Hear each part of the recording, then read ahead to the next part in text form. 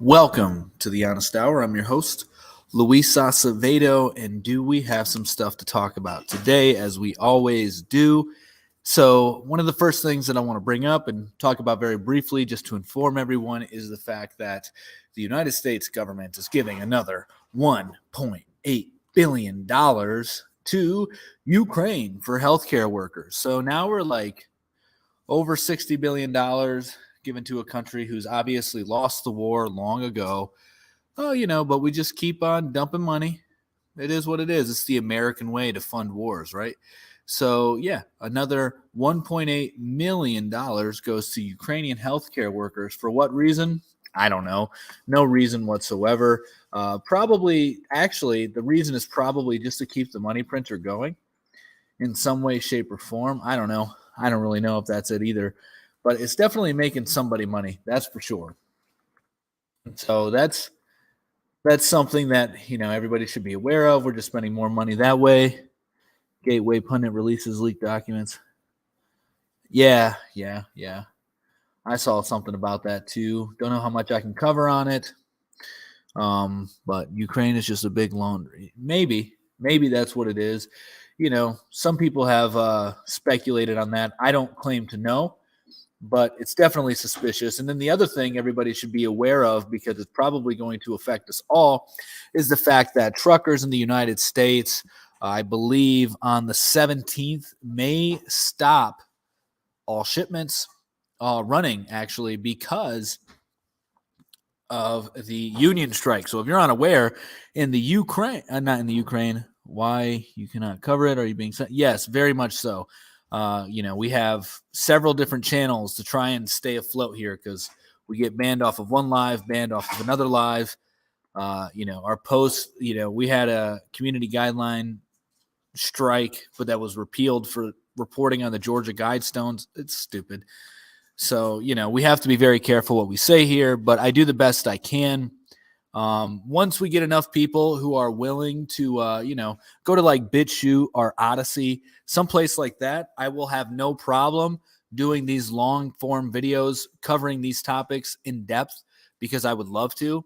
But this is part of the reason why we're doing the live streams on TikTok and YouTube and everywhere else, is so that way we can build a community that can then slowly migrate into these other platforms where we can cover a lot of topics much more in depth. But we do what we can here and on TikTok by providing as much truth as we can without being censored.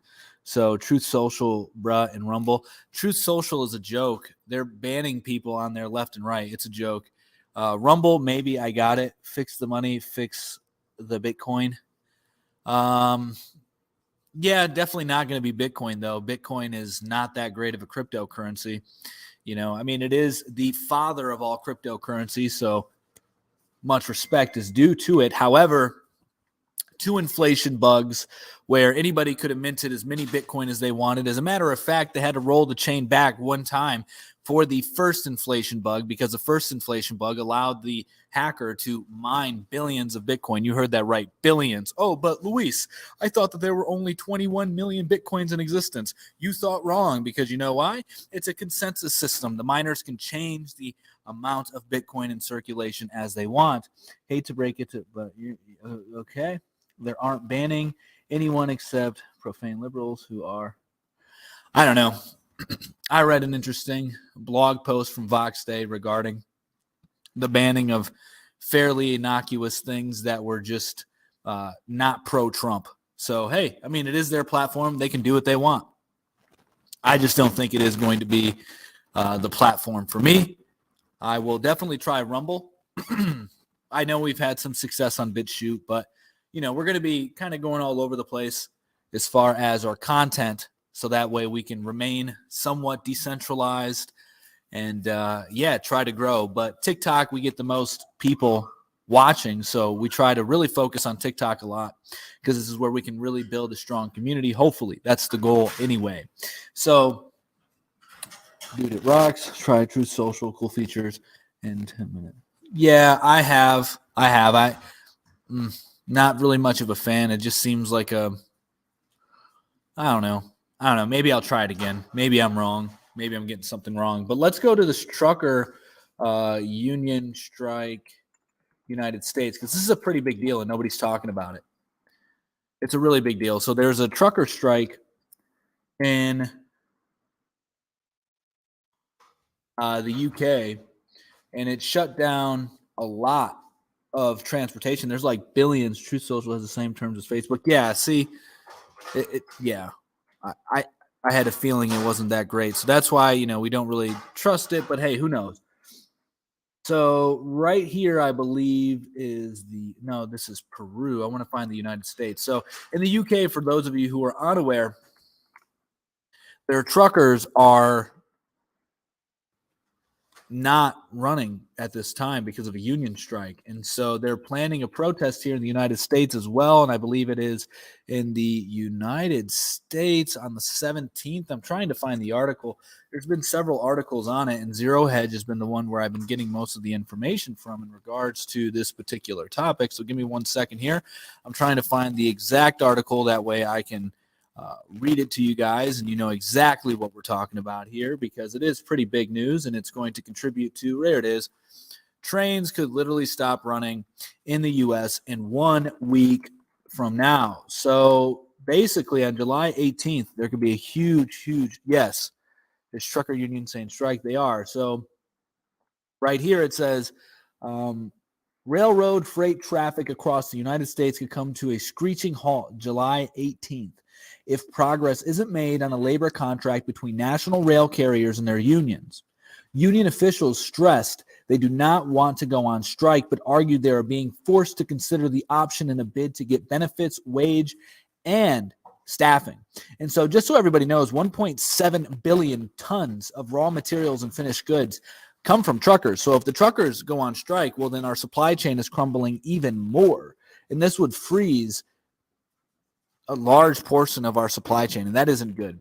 And this is going to be another reason why people are going to have higher prices almost everywhere except for big retail stores with things that aren't essentials because of supply chain breakdowns. It has nothing to do with the money printing. It has everything to do with supply chain breakdowns, and it's demand pull inflation. It isn't inflation caused by the printing of money, and we are seeing deflation across the board in other areas. If you look at Target, for instance, you go to their website, they're selling some what used to be $1,000 exercise bikes for like $300. It's insane. And a lot of other places are doing the same thing. Is this a general strike? What be if wages not step down? Biden watery. I don't know what you were saying there. Well, the truckers are saying the record profits corporations are making while their wage stagnant. Well, I don't know that the record profits are being made by the trucking companies, because there's a lot of truckers who are quitting right now as well. So there's a shortage in truckers, and then we're going to see a strike potentially in the truckers union, which is huge. And this could devastate the economy even further. So I'll read a little bit more as to what the U.S. Chamber of Commerce is saying about this. So it says is asking. So at this point, it appears that there will be a strike unless Joe Biden uses his powers to intervene, and that is precisely what the U.S. Chamber of Commerce is asking him to do. So it says the U.S. Chamber of Commerce is calling on President Joe Biden to help resolve a dispute between the country's Class 1 railroads and 12 railroad and rail unions to avert a possible rail strike beginning July 18th. In a letter sent to the White House on Wednesday, U.S. Chamber President Suzanne Clark warned that the decision last month by the National Mediation Board to release the railroads and unions from mediation and begin a 30-day cool-off period presents a new challenge to the U.S. business community, which is already navigating a difficult environment. Unless the administration acts, either party is free to exercise self-help options, including a strike beginning at 12:01 a.m. on July 18th when the 30-day cool-off period begins. So if this happens, it's going to be huge, and it's going to affect everybody. All right-wingers, listen here. Republicans are unapologetically anti-union. Well, there are some reasons to be against the union for sure. They can cripple a company, especially if the company can't, if the company isn't that big. It can definitely damage a company. So you have to think about that. However, unions are good. There's pros and cons with everything. And so unions are no exception to that. And we also have the high fuel prices, which is insane for truckers right now. Trump supporters are dumber than flat earthers. Flat earthers are pretty smart. And there are some really smart Trump supporters as well. I mean, it's kind of ignorant to say that, to lump everybody as stupid who's a flat earther and everybody who's a Trump supporter is stupid too. That's just a ludicrous point to make. It doesn't make any sense whatsoever. So, I mean, there are very, very smart people in both camps. So what we're basically hopefully not going to see, but potentially see, this DeSantis, I mean, the guy is, who knows? I don't trust him as far as I can throw him. I think that he would be similar to Trump. I liked Trump in 2016. I voted for Trump. Then what makes Trump smart? He has a pretty high IQ. That's for sure. He's not stupid. I mean, if you listen to his speeches and you're being objective about it, the man knows what's going on. He has a very, very sharp mind.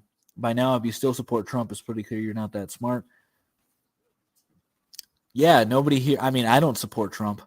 I think he's hilarious. I like some of his rhetoric. And I think what he did today with Elon Musk is great. Those of you who haven't seen it, I'll show it to you right now. Well, I won't show it to you, but I'll read it to you. It was great.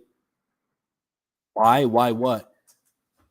I mean, Trump says stuff that nobody else is saying, and he has a very good way of articulating himself for pretty much everybody to understand him, which is why he's offensive. And so that's a sign of intelligence right there. And also, to be a successful businessman, you can say, oh, we failed bankruptcy. Well, companies do that all the time, and they make money from filing bankruptcy. So, I mean, if you can play the system to make money, good for you. You're smart enough to know how to pull out a win when it looks like you're losing. That's actually really smart. Anyway, so here is the comment. I believe it was on Gab. Trump is not the current president. Yeah, I know he isn't. Nobody's saying he is. I support some of Trump's policies. Some I don't. Support Trump over Biden. I would too. I would support Trump over Biden. However, Biden's pretty funny. Dude, Trump stuck it to the working class and he has a limited vocabulary. There was a study about it. He definitely doesn't have a limited vocabulary. He's very intelligent. He knows exactly who he's speaking to. So think about that. He's saying he is. All right. So here's the comment Trump made. It was great, and it was directed to Elon Musk. It says, when Elon Musk came to the White House asking me for help on all of his subsidized projects, that's the only reason Tesla, SpaceX, Neuralink are even doing moderately well, and they're not even, I think Tesla's become profit the first time in the last couple of years, but it is by and large, just government-funded projects, and who knows if they would still be alive if we weren't in this massive money-printing environment where the government was just giving them money. Probably wouldn't even be around. Anyway, so it says, when Elon Musk came to the White House asking me for help on all of his subsidized projects, whether it's electric cars that don't drive long, driveless cars that crash, or rocket ships to nowhere. Is Trump a flat earther, guys? Rocket ships to nowhere? Does Trump know something we don't? Ooh. Without which subsidies, he'd be worthless. And telling me how he was a big Trump fan and Republican, I could have said, drop to your knees and beg, and he would have done it. That was great. Trump is a boss. I don't care what anybody says. He's a boss. There's a lot of things I don't agree with him, like the lockdowns and Operation Warp Speed, but that's a whole nother thing. As far as his rhetoric goes, second to none. Dude is brilliant at speaking. Wait till they discover the Hebrew cosmology is true. I don't know exactly what that means, but interesting. Do you out study they did about his wealth? You understand that there's a lot of people who are funded to make other people look bad? Literally, there are. And so you can have a study about anybody. Like if you have money, you can have quote unquote smart people conduct a study that would be in favor of your opinion on that person. Just saying. His biggest mistake was, it could be that too. No, this was done by economists. I know an economist can be bought and paid for. I mean, look at Paul Krugman. Does anybody think he's a legit economist? I mean, come on. The dude's a joke. He won a Nobel Peace Prize. If you think being an economist is any credibility, it isn't. It gives you any credibility. It doesn't when you have somebody like Paul Krugman. Economists can be bought. Exactly. That's what I just said. They can be. It's a fact. And if I tell you, you will I agree? And if I tell you, you will I agree? I don't know what you're saying. I don't know what you're saying at all. But yeah, so interesting, guys. I mean, Trump said Elon Musk is shooting rockets to nowhere. To nowhere. And if I tell you, you will agree? No, it just has everything to do with using your own critical thinking skills and looking at the world as objectively as possible. And then knowing that most of what you're being told is a lie when it comes to the mainstream. Most economists are actually saying we are going into a period of stagflation. If I tell you, it will make sense. Reason with me then. Tell me why you say that, because I can then show you clips of Trump speaking very well. Math doesn't lie. It can't, that's such bull crap. People can use statistics to favor their points all the time. They can. If I had $1 billion to waste, why not? Right? Most economists say stagflation, but there's a lot that are saying deflation.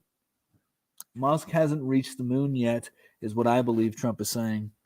Math lies 100%. It can lie. It's not that it lies 100% of the time. Well, I think math doesn't lie, but it can be manipulated like everything else. Well, yeah, I think that's what we're trying to say here. So you can use math to lie. If you're manipulating it, then there is some lying to it. Anyway, to nowhere. Rockets to nowhere. I think it's because we can't leave. I think it's because we can't pierce the dome, guys. Not talking about statistics, math. Math, you have to have math in order to do statistics, and math can be manipulated. Confirmation bias. I don't know what you're talking about. I mean, if you're talking about my confirmation bias of Trump being a flat earther, I don't even know if the earth is flat. I'm not making that claim. I just think it's interesting that the president of the United States said, well, he's sending rocket ships into nowhere. What crashed into the moon? I don't know what you're talking about. Nothing. We don't even know what the moon is. There were scientists back in the day, like in the 50s and 60s, stating that the moon is made of plasma, that nobody can land on it. Very interesting. It means they skew the results of polls to get the answers they want. Yeah, exactly. I didn't know if you were referring to something I said. But yes, you're 100% right. That is what confirmation bias is. I meant that it can be 100% a lie, not 100% of the time. Manipulation is a better word. Yeah, okay. Yeah, we agree. There's a video of a mist or a rocket hitting the moon. Yeah, interesting. I'll have to look into that video, because a lot of videos that I've seen show that the rockets don't even leave the Earth's atmosphere, and NASA has even admitted to saying that we haven't left slow Earth's atmosphere. And if we haven't left Earth's atmosphere, then that would mean the moon is in Earth's atmosphere. Very interesting missile. Yeah, I'll have to check that out. And it could have been fake too, fact. It could have been. SpaceX is sending rockets to the space station, allegedly, but it could be unorganic. Just saying. It's not very hard with the kind of equipment we have today to manipulate things, if you will. So, yeah, guys, Trump is a flat earther. I think Trump is a flat earther. He knows the Earth can't be left. He knows the Earth is stationary. He knows it. I mean, why else would he say we're sending rockets to nowhere? What's your thoughts on the Mandela effect? I think the Mandela effect is real, but not real as in, I've been Mandela affected because I saw something in the past. I believe that it is an actual effect that people experience, but it isn't real. And the reason it isn't real is because reality isn't fluid. If you have reality as fluid, then you can have no consistency in life.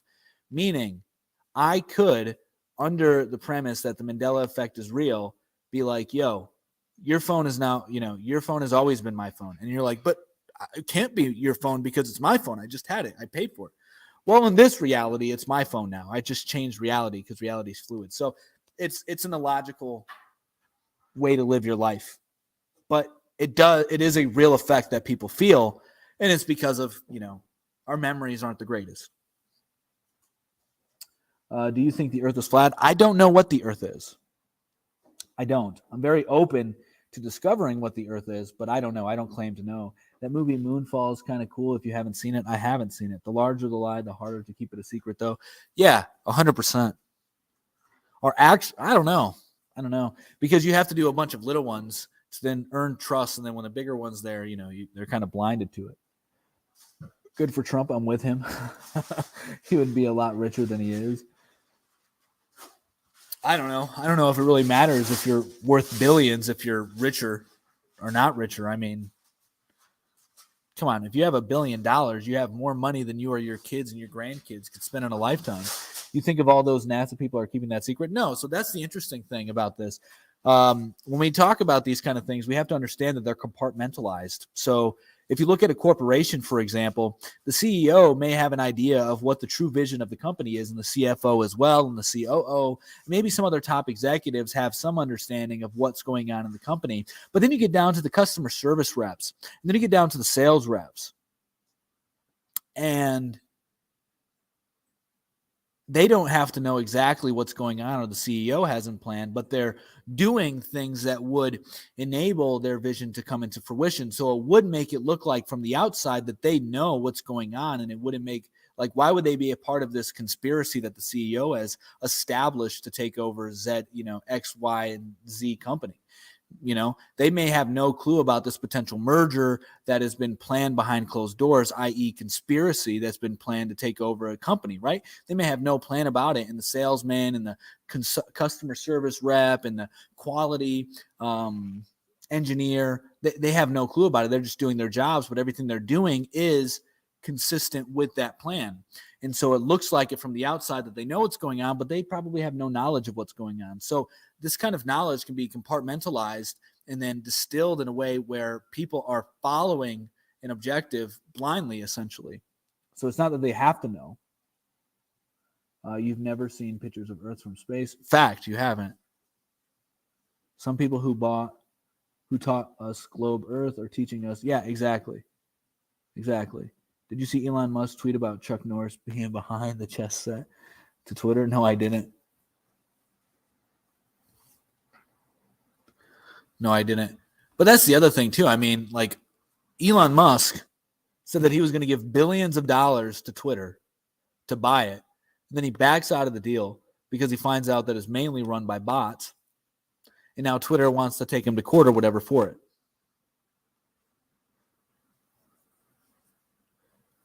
And who knows? I mean, maybe I don't know. There's a theory that Elon Musk, or a hypothesis that Elon Musk was doing it basically to call them out, to show them that they had, not as many users, and now it's damaging to their brand because he backed out and everybody found out that a lot of Twitter's users are actually bots and not real. So that's pretty damning. Twitter will have to release the bot info. Exactly. Info on bots. Yeah, exactly. I asked you if you've never seen pics of. Well, there isn't.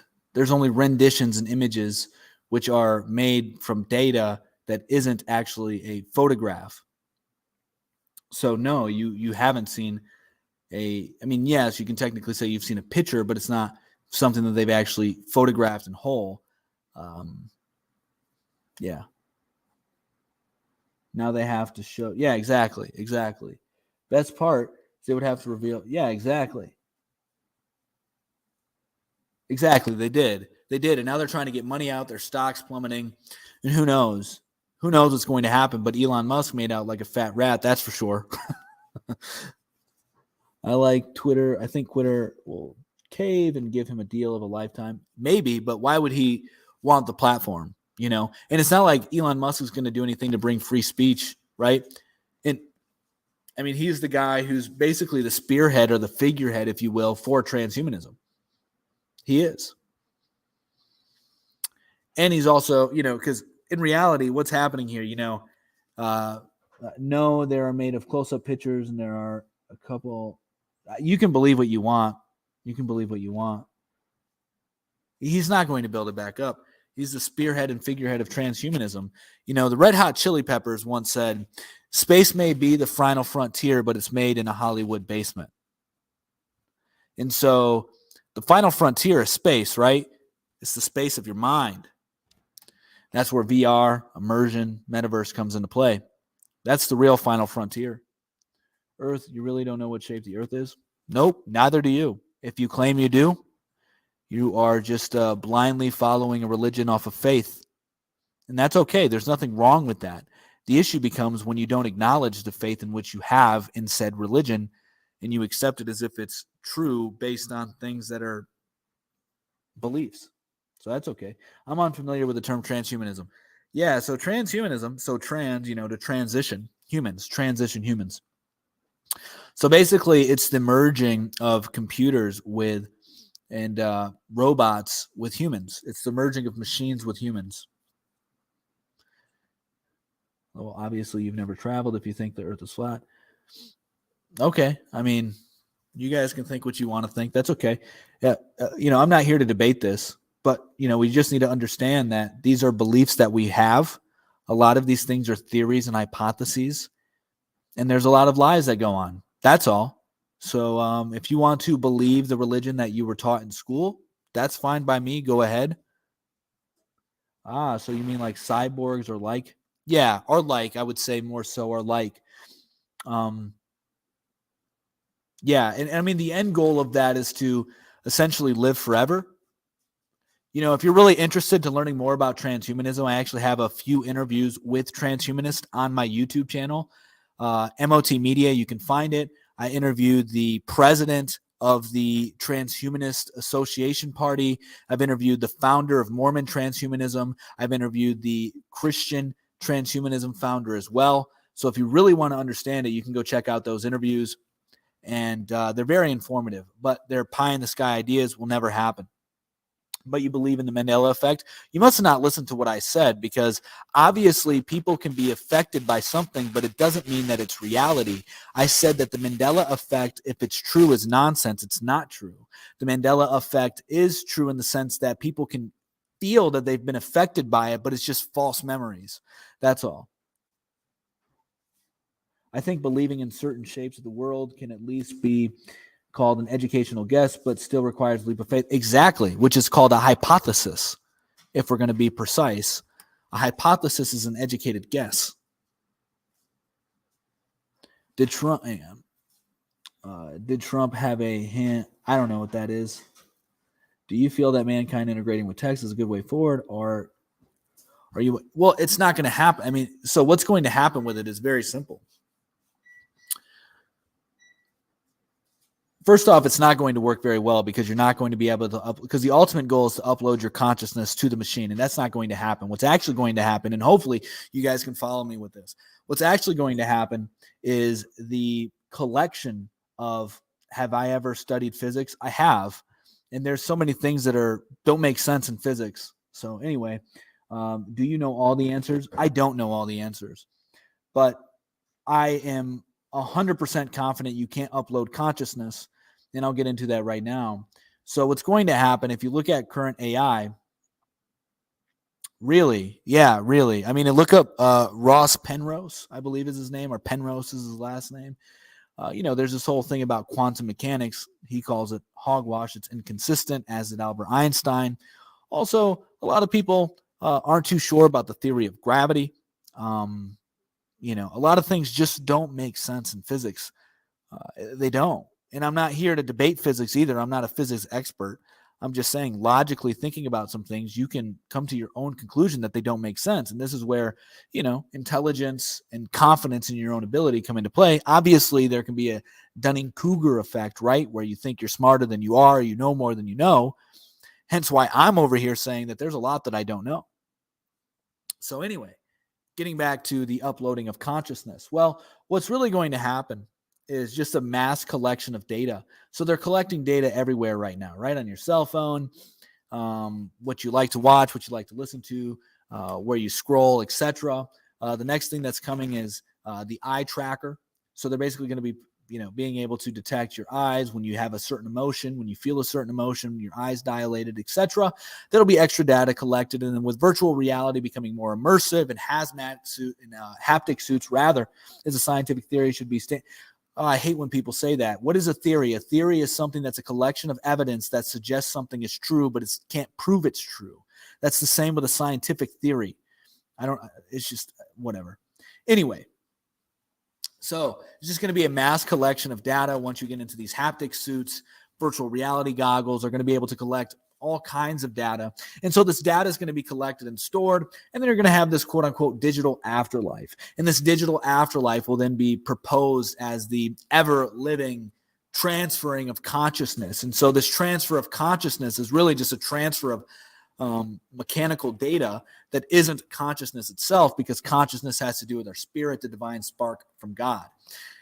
And what people will be dealing with is basically a ghost in a machine. So you're going to have no spirit and you're just going to be in a machine.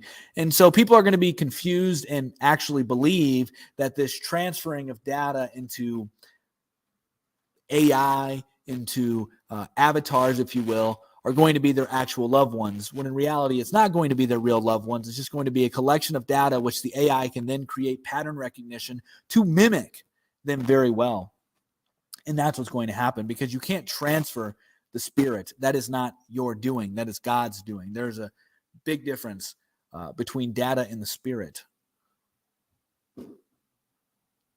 I'm talking about basic physics that tell you all heavenly bodies around. They don't tell you all heavenly bodies around. They don't.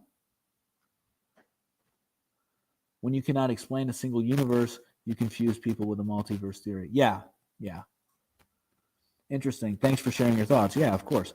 Dude, a scientific theory can never be fact because it is left open for... Yeah. Well, that's actually true. No, that's actually not true what you said. You have to have facts to have a theory. But a fact doesn't mean something is a law. It's giving you things to suggest why that is happening. So there can be said facts in a theory, but it doesn't make it true. It doesn't make it like all being. So like, it's just evidence. It's just actual evidence, but it isn't something that you can, you can infer a conclusion with. That's all you can do with that. So, but I get it. I get it. I used to dog people who were flat earthers as well. I would ask them similar questions. And now my eyes have opened quite a bit to it. Trust me, I love the idea of space. I really like the idea of the orthodox transhumanist view, essentially. And that was, I liked it. I don't like it currently because I don't believe it's true. But basically their thoughts, and this was the orthodox transhumanist. I want to join a live. Well, ask, come on in. In the end, scientists even need to make a living. You can get away with saying, yeah, exactly. I was saying there's a difference between scientific theory and a basic theory, nothing more. Or a theory is a theory. How? There's a multi-guest button underneath. You might not have, I don't think that you can. I think that you need to have 1,000 followers in order to go live. And I see that you only have 64. So I don't think that TikTok will let you unless you have 1,000 followers.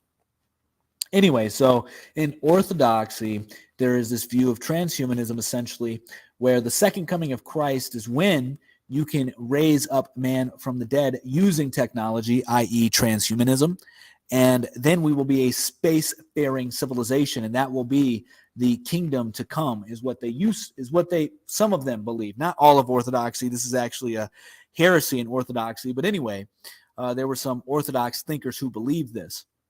And I found that idea very attracting, to be a space-faring civilization, to go and colonize other planets. This idea really intrigued me. But the more I've learned about this theory of flat Earth, the more I become dubious of space itself and what we know about space. I'm not making a claim as to what it is, unfortunately, because I could keep you yourself. LOL. I don't know what that means. We will resurrect as NIT. I don't know what that means. NFT? Did you say an NFT? A non-fungible token? Well, we already are non-fungible tokens of gods. And by gods, I mean like the possessive form, not multiple gods. Apostrophe S. You're confused. Okay. I don't know how so. I don't know in what way you're talking about. I'm confused. We're covering many topics here. So, speaking about the second coming, NFTs, all these things, let's talk about God and blockchain. I think this is a really cool idea. This is something that I thought of. I don't know if anybody else has thought of it, but blockchain, for those of you that are unaware, is basically a database that can be decentralized. So you have nodes that have collections of the database that can be distributed across the world, and you can add to them, you can whatever. But basically, just to keep it very simple, as opposed to getting very complicated with it, they're just databases and nodes that anybody can have. All right?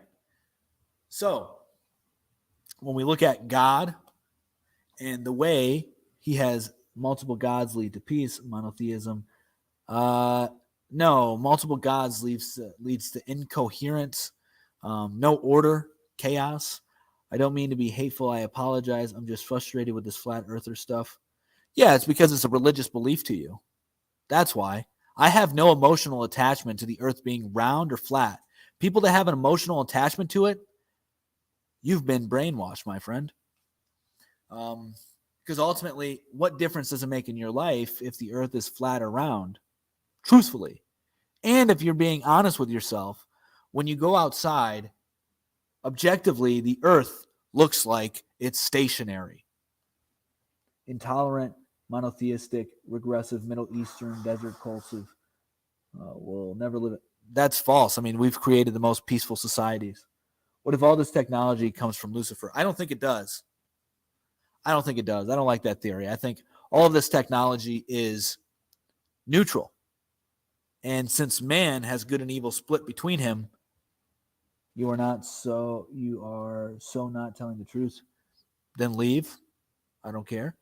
What difference does it make to you? It doesn't. That's the point I made, dude. I'm interested in finding out what is real, what is true. I'm a truth seeker. But ultimately, I'm still going to raise my kids the same. I'm still going to love my wife the same. I may look at the world a little differently if I find out that the earth is stationary, but it's not going to have this huge effect in my life. And I don't have an emotional attachment to it either way. You do. And everybody who gets upset with flat earthers have this emotional attachment to it, which will stunt your growth if you want to grow. If you want to really, really think Trump is the best president. I don't know about ever, but he was a really good president. I will say that. He was a really, really good president. So I don't remember exactly where we were going before we got off the rails here. That's right. God and blockchain. So blockchains, distributed nodes, and anybody can have them, right? And so they're just a collection of data. So if Earth is flat and God is real, a lot of people are going to be funked. Yeah. So the James Webb Telescope is a lie? Probably. Once again, I mean, you're just better than this good that can't even ride a bike. Yeah, it amazes me, mofos coming in these lives so adversarial. I'm not for or against this dude. Seems all right, but damn, I don't get people trying to fight. It's because they have an emotional attachment to an idea. And when I come in here, I question those emotions. I question those belief systems that we have, and we don't think that they're toxic and masculine. We're going to go into this a little bit more. I think I found more evidence to suggest that deflation is inflationary. And trust me, I am not doing this for confirmation bias. I really am not. I don't even believe in dinosaurs. I don't either, Janice. I don't either. I think that they're a lie. Probably that's not convincing, brother. I don't care if it's convincing or not. I'm not here to convince you one way or another. You accept the fact that what you're told may be a lie and then go down the rabbit hole yourself. Yeah, it does. A viral frequency gets it. How old is the earth? I have no clue. How old the earth is. None whatsoever. It's confirmation bias research. It's not, my man. I swear to you. Like, I'm reading both perspectives. Honestly, I really am. And the one that makes the most sense to me, and this could be confirmation bias, right? I'm not infallible. I'm not immune to confirmation bias. How is the atmosphere pressure? Exactly. And how are we in a vacuum? How are we in a vacuum? It doesn't make sense to me, guys. I don't either. My wife don't believe in dinosaurs. It's really weird to me. Well, your wife seems to be more based than you. And ironic, and it's going to be kind of weird for me to say this, but as man to man, but maybe you should follow your wife's lead on this. Maybe she's right. Just maybe look into it. It's very odd how we only discovered dinosaur fossils in like 1800. Very weird. Very weird. I really like you. I like you too. It's just very weird, It's very weird. And it's very weird that space is this vacuum. What do you mean? How are we in a vacuum? Exactly. I mean, space is a vacuum. That's what they say. Space is a vacuum.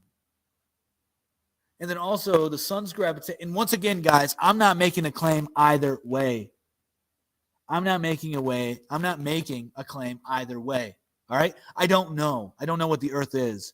Right. I don't know if it's flat. I don't know if it's round. I just don't know. I don't know. That's all I'm saying. But I'm going to tell you what they say, how they say it operates. So in the solar system, you got the sun, and everything is revolving around the sun while at the same time it's spinning through the universe. And then the sun's gravitational pulls, right. The sun's gravitational pull is having the sun. Hebrews cosmology is flat earth. Interesting, which I don't doubt. I mean, the Bible says there's a firmament, there's four corners, the earth is a footstool. What about the topic of, I'll get to that. So the earth, it's also rotating, but it's being pulled by the sun's gravitational pull, as is every other planet. But for some reason, the moons are being influenced by their planet's gravitational pull, despite the fact that the sun's gravitational pull is so strong, it pulls all the other planets with it. But it doesn't affect the moons because the planet's gravitational pull is stronger than the sun's in that instance. But that doesn't make any sense to me. It doesn't make any sense to me. No gravity, rain clouds don't fall, but rain does. What's the top? Yeah, we'll get to that. Problem is God could have created things at their maturity for initial functionality. Maybe. She could be. I'm open to things, but I'm very educated on many things. I do believe in ghost aliens. Yeah. Yes, because of distance. It's interesting, though, because how then is the sun influencing every planet, but not the moons? And like there is another Earth out there. I doubt that. I mean, I think I'm inclined to believe that there's more land. That's all I'm saying. But I don't know. Don't hate the man who's questioning the reality of the world, which would lead to appearance of age. Yes. So, yes, more land. That's what I'm inclined to believe. But once again, I could be wrong. Who knows? Maybe there's somebody out there who can really, really explain the globe Earth in a way that doesn't sound so insane. Maybe. I'm open to it. That message was not complete. LOL. I'm sorry. I'm drinking. That's okay. Which is why you got emotional about the flat Earth. It's all good, man. It's all good. We all have our issues. We all got our things. I like to have a beer every once in a while. Trump wasn't. I don't know if that's true or not. All right, so let me finish the whole God and blockchain thing. Then we'll go to the tree of knowledge of good and evil. There's life on the forest moon of Endor. Facts. I don't know that that's true.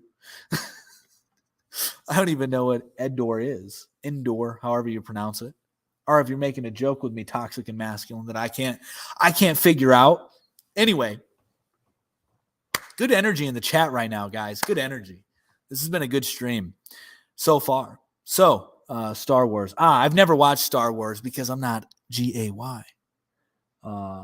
Lovely Trump. Leave Trump alone. Who are you? CNN Sunshine 832. Oh, man. So you really think going digital and cashless will lead to a better world? We already are digital and we will never go cashless. This is not political, guys. LOL. I'm a Trump guy, but come on.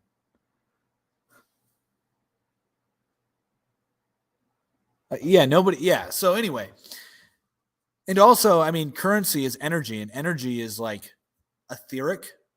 So it can be analogous to digital, right? All right, so let's go over the God and blockchain thing. So there's a bunch of nodes that hold databases, and they can be distributed throughout the world, essentially. So it's decentralized. And so a database is just a collection of information. And so then if you analogize that, or however the freak I'm trying to say this, if you equate that or make it similar to the God, the knowledge of God, you then get this decentralized information of religions, right? So Craig White, Boogie Boy Forever, don't tell me you're being serious about this. Don't tell me you're being serious about this. The dude can't even sign from Satoshi's wallet. It's the simplest thing he can do to prove he's the real Satoshi, and he can't even do that. And his mom even calls him a compulsive liar. His mother, if anybody would defend him, it would be his mother, and his own mother calls him a compulsive liar. Will blockchain significantly disrupt black market economies in developed nations? Good question. Yes, BCS. It doesn't matter that it's faster. It doesn't matter that it's faster. I'm not a big fan of Bitcoin anyway, but he is definitely not the creator of Bitcoin. Why can't he sign the wallet? If you know so much about cryptocurrency, then answer me this. Why doesn't Craig Wright just prove that he's Satoshi by signing the wallet? Eminem's mom called him a liar. This is true, and who knows, maybe Eminem is a liar. I'm not a big fan of Eminem. CCP created Bitcoin? Definitely not. Just being silly here. Yeah. CCP didn't do it because I think the Chinamen are too smart for that. I do. I think they would have produced a better code. I feel that most FE don't understand the size of the universe. Help me understand that. Neither do you. You can't comprehend infinity if infinity was real. If he's not really Satoshi, he's the only one fighting for the original protocol. No, he is not. No, he is not. There's a video of him bottoming out. No, he is not. No, he is not. Come on, man. It's so simple. If you're the real Satoshi, if you want to prove you're somebody, then sign a damn transaction using your wallet. It's so simple. Who else is Bitcoin big blocker? Is it Bitcoin big blocker? Do you mean backer? Devil is real. Dome is real. Have faith in the Almighty. I agree with that. I think the government will try to adopt blockchain and use it to maximize tax collections. All right, so I'll stop getting sidetracked here because the comments are so good. There's a video of the CCC bottoming out Bitcoin. Yeah, they could. I mean, they have a lot of weight to throw around, but it doesn't mean that they created it. I don't think that they created it. Most of the smart people who were in, I'm defaulting to the quote-unquote experts on this, but they stated that it looks like some UK professor probably did it. If you had a time machine, what part of past or future would you go to? I would probably want to visit America pre-colonialization to see if there was a thriving cosmopolitan nation here beforehand. And also try to find the Tartarian Empire. Do some real research into that because that's very fascinating. No, I mean the block size in BTC is too small to scale well in a massive economy. I mean, it's but I mean, like Ethereum is its layer too. We are in deflation agreed. Clinton and O. You get it. All right, so let's talk about this. All right, so blockchain. So God has decentralized his information through the etheric blockchain. So religions and spirituality of all kinds serve as a different kind of node. Now, this doesn't mean that I'm some kind of universalist and syncretist, right? I am a Christian. I believe that Christianity is the truest religion there is. This doesn't mean that what I'm saying is in contradiction. It simply means that there can be other truth in the blockchain that's being distributed. This data can be distributed through other forms of blockchain. So to try to keep it as simple as possible, you can have soft forks and hard forks. So a soft fork basically means you deviate from the original chain a little bit and you start your own little chain. But then a hard fork basically means you need to have a whole new hardware system in order to keep things running. Christianity is the closest to the real thing. Completely agree. So hard forks, basically you need new hardware. So what happens to these religions is soft forks and hard forks, where they deviate from the original chain a little bit, and then they deviate from the original chain a lot, and they require a whole new spiritual tradition, religious beliefs, etc. And so religion and God has disseminated his understanding to humans via the etheric blockchain. And that's interesting. I'll have to look at that book. I'm going to write this down.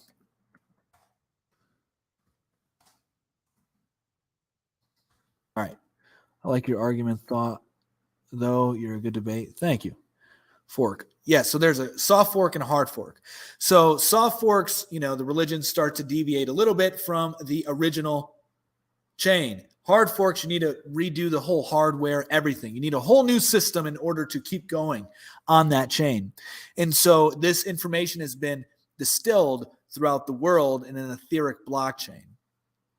And this is how we have, basically a kind of understanding of human history is through this etheric blockchain, because a blockchain is also ledgers of each transaction that is made. So just look at them as receipts, right? They're receipts that are, they're basically collecting data of transactions.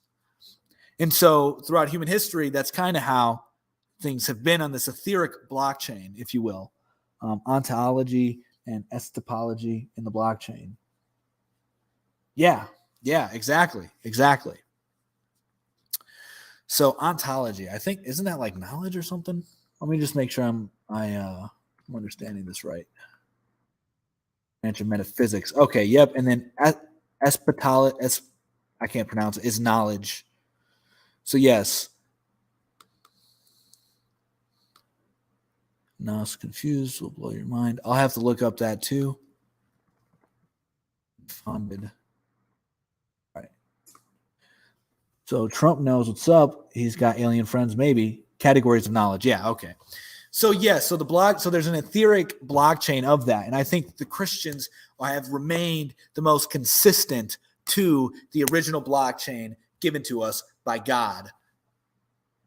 And the reason I say that is if you look at the saints, the saints in the Orthodox and Catholic tradition, which are the closest thing that you'll get to truth in Christianity. I'm sorry to upset any Protestants here. Now, a curveball question: was Noah black? If he wasn't, how did the black race survive? He was probably darker. Yeah, for sure. It would make sense that he would be, doesn't it? Wouldn't it? I realize how you answer me every time. LOL, you're my new friend. I mean that. All right. So, yeah, I try to be active with everybody in the chat here. The whole goal of MOT Media is to build up a community, right? We want to build up a community that will support real news and also support a news organization, which is what we are, ultimately a media organization, which is not afraid to talk openly about things and say that we don't know and go through a thought process, right? Because most people don't experience another man working out thoughts. And that's what you get to see with me every night, pretty much. Good question. Who knows? I don't know. I don't even know if that story is real or if it's an allegory for something. I just don't know. I don't know. So anyway, so the saints also serve as a blockchain for the church of which Jesus Christ established, which many Protestants get this confused that God left us with the word, which the word is, the Bible. Yes, there is that. However, Jesus said he left us with a church. And so the church serves as the main node, the decentralized nodes across the world, connecting us with the true blockchain of God. It's a pretty interesting thought, I think. And now we can get into, they found the remains of Noah's Ark in the Ararat Mountains in Turkey. Interesting. Now, is that just a theory of theirs that it's Noah's Ark? There are some interesting overlaps in Catholicism and Islam. For example, beliefs in Mary's ascension. I don't believe in Mary's ascension because I don't know that Mary was, I tend to agree with the Orthodox theology. Enoch 1, seventh son from Adam. Read the book. Yeah, I've read some of Enoch. And the Coptic Bible has Enoch in it. Very interesting. So a lot of people like to say that, the Catholic Church removed it, but some of the oldest churches have it. I saw a documentary, plus the Bible clearly mentions the place. Interesting. Okay. Interesting. I mean, I don't doubt it. I mean, it could be real for sure. But anyway, let's get back to this. So Mary's ascension, that has to assume that she was sinless.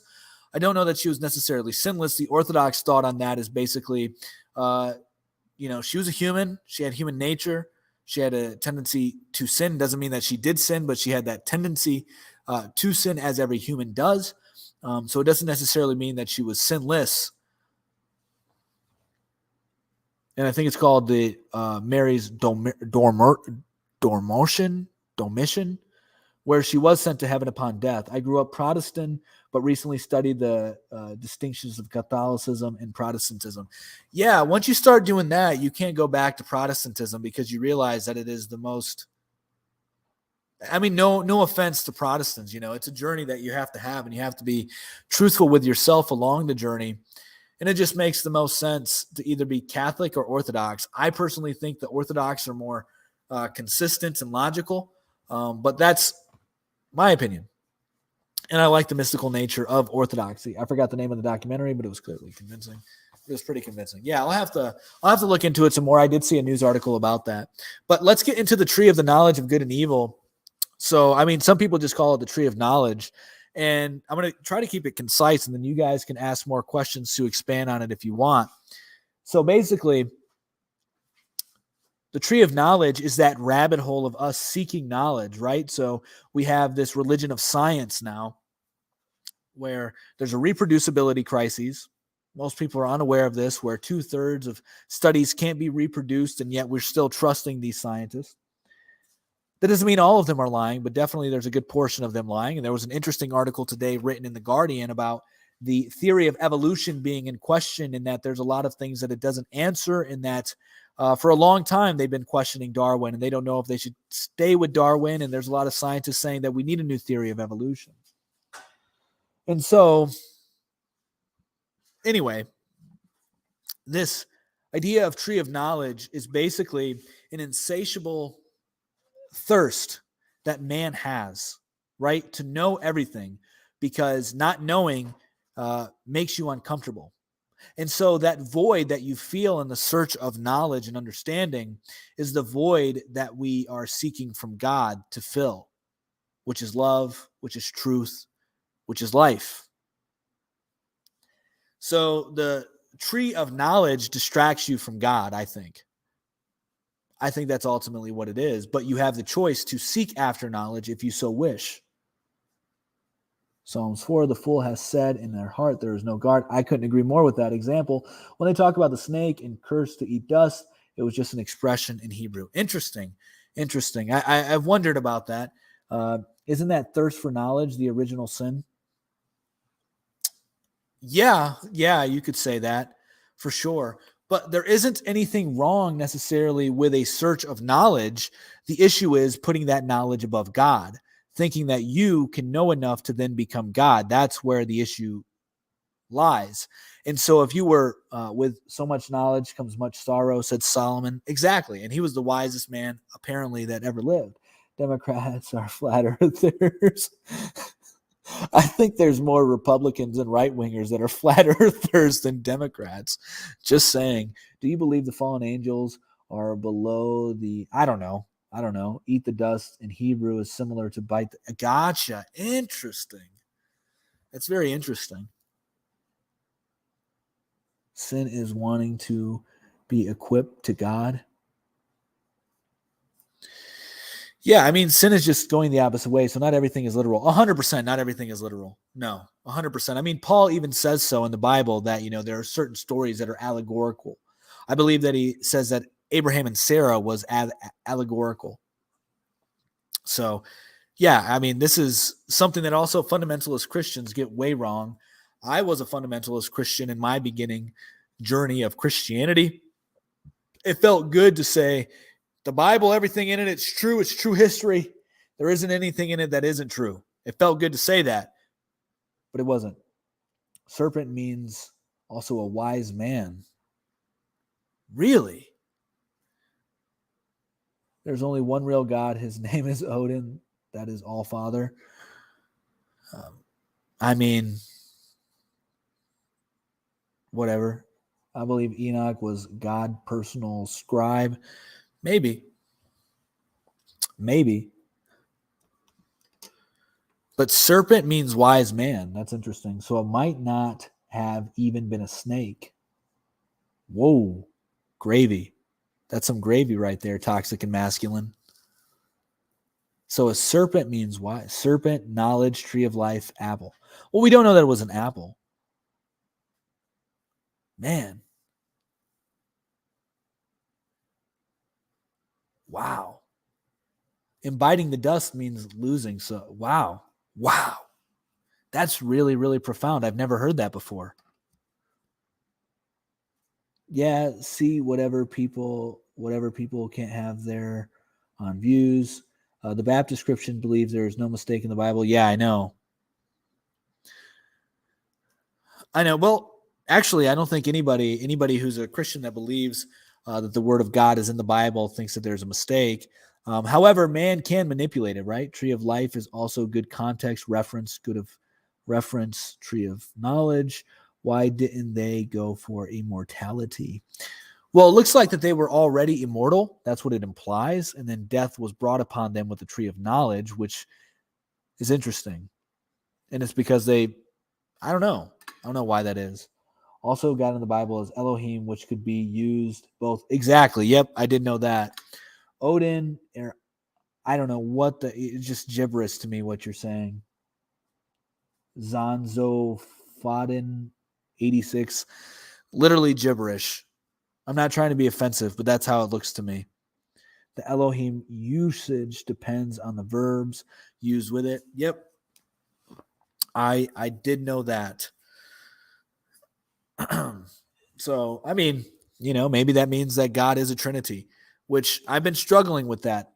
Is God a Trinity? I don't know. They attain the knowledge of life and death, good and evil, etc. I'm a Baptist. I know the Bible isn't perfect. It's been rewritten. It has been rewritten several times. Sons of Odin, and it's Old Norse, so you wouldn't. Okay. So in some cases, it was used as plural. In some cases, it was used as singular. Interesting. Well, that whole serpent thing, that I'm going to have to think on that some more. Truly influenced by God. Could he not do it without mistakes? Well, it was man who was translating it. And then the church ultimately, canonized it. Before eating, they had no knowledge of life and death. So then the knowledge of death made them die. We still have the ancient Textus Receptus. I don't know. Trinity is hard to conceive. I used to think of it, though, through modalism, which is a heresy. Modalism, yeah, Jesus is a prophet. Yeah, it is hard to conceive. It really is. Could not God influence man? Well, that's the claim. I don't judge on what people believe, but a lot of people judge, which is wrong. I don't think it's wrong to judge. We do it naturally. Bible creating the heavens. Creator, Jesus is a prophet. I think this is a Muslim who's in here. I mean, two things can be true at the same time. Jesus can be a prophet and the Son of God. I don't see any issue with that unless my logic's wrong there and somebody wants to explain it to me why it's wrong. Yeah, because your brain makes your reality in a huge way, yes. No, the Holy Bible was written by the Holy Spirit. Yeah, but man ultimately wrote it. Shouldn't be laughed at for what God you believe in. I guess. However, when man was created, it was used as plural. Yes, Jesus is a prophet. Are you a Muslim? I'm Jewish. Do you believe the story of the ark as it is written in the Bible? The only way to the Father is through the Son. So, I don't know. I don't know about the ark. I don't know if it's 100% true or not. That's my answer. And then the only way to the Father is through the Son. Yeah, I mean, Jesus Christ does provide us a path with life, right? Showing us how to walk sinlessly, because I do believe that man can have a sinless life. It's not that they are born and never committing sin. I do think that they can learn to be sinless. I butchered that. Sorry, it's all good. They did say they found the ark. Yeah, I know that's what Toxic and Masculine was saying. Created the heavens and the kingdoms first, and then he created man in their image. Yeah, so it could be like God the Father, whatever that is, right? Because you can't really depict God the Father. Then you have the Holy Spirit, which is the breath of life. And then you have the Word, which is Logos. So interesting. Ascended to heaven high. Do you think the Muhammad was a prophet or a spiritual person? I don't know. There's not been a credible find of an ark. Flood was from below and above. I don't know. These are things that we just can't know. We can have faith about, we can infer, but we just can't really know. I like your thought process. Thank you. Yeah. Muhammad was a schizophrenic.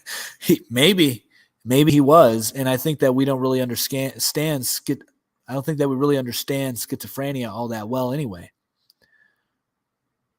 Do we have any evidence of floods? We do, actually. There are plenty of floods that happen in the Middle East. You can look into it, but now the big question is, was there a flood that consumed the whole earth? Don't know. But we can know, though, there would be evidence of a worldwide flood that doesn't exist. Some people say that there is evidence for it, and then you would reject that evidence. But there definitely is evidence of floods occurring in areas in the Middle East where the Bible was originally, taking place. Do you believe in giants and the 200 trees that were chopped down, giant trees? I do believe in giants. That evidence is incredible. I just said that that's what you would say. I literally just said that's what you would say. There isn't any that isn't laughably wrong. Thoughts on Anunnaki? Some say they made us. They are gods. I don't know. I don't buy into that nonsense, to be honest with you. It could be true, but I highly doubt it. Highly doubt it. Fish fossils. Yeah. There were floods, but if they all happen at the same time, it's a different thing. Yeah, exactly. So, I mean, there are things that could suggest that there was a flood, but I don't know. A lot of Bible research throws light on a lot of things. It does, 100%. It really does. That's just a result of how mountains form. Yeah, but I mean, one thing that I don't understand how it's debatable is that there is a God. It's like very obvious there is a God. I do believe that some words are translated wrong. Have you ever heard of the hydroplate theory reference a global flood? I have not. I have not heard of it. That is new to me. It's extremely new to me. Mountains or tectonic plates that have pushed against each other. Those fossils are pushed up. Well, there are people that say that that's a theory too, just so you know, the tectonic plate theory. I believe in giants too. Michael Jordan. Right. No, there definitely were some giants. But how did Muhammad know that the Euphrates River going dry at the time in his life? I don't know. I don't know much about Muhammad. So is gravity. Yeah, gravity is a theory. I don't think you know what a theory is. Yeah, so I'll explain to you what a theory is our best understanding giving. Oh my God, why do all these people, you guys are straight up robots. All you people that come in here that are like, oh, well, a scientific theory is different than any other theory because it's a scientific theory. But then you're like, can you explain to me what a theory is? Yeah, so here's what a theory is. A theory is a collection of evidence that suggests something to be true, but they can't prove it to be true. So it is not a law. You need it to be a law in order for it to be conclusively true. All right? Like, stop coming in here with all that nonsense It is correct. If you look up what a theory is a collection of evidence that are facts that they're able to prove are consistent and true. But it doesn't mean it's real. It's a theory of what their understanding is. Nobody claims it can be conclusive. You guys are getting offensive because I actually know, you guys are getting offended and triggered because I actually know what the scientific theory is, because usually you talk with people who equate hypotheses and theories and say, well, a hypothesis is the same thing as a theory, and they're both not real. I'm telling you that a theory is a collection of evidence that suggests something is true, and a hypothesis is just an educated guess. But guess what? You need to have, it goes hypothesis, theory, law. There is no law of gravity. I'm not offended. I'm confused as to how you miss the entire method that produces a theory. I literally told you what produces a theory. Was the moon landing fake or real? If so, how could they go to the moon when it was still when TVs used? Yeah, they can't. It was not. Nope. Some theories are very shaky. 100%. Yes, gravity, a cloud full of rain, don't fall, but yet the rain falls. Right. I mean, it's interesting. It's interesting. Yeah, it is a theory until proven to be correct. A hypothesis is a claim with no basis in science. I know. You didn't. What you describe as equating scientific theory to our colloquial use of it. Whatever. God is a culmination of all things evolving and experiencing itself simultaneously.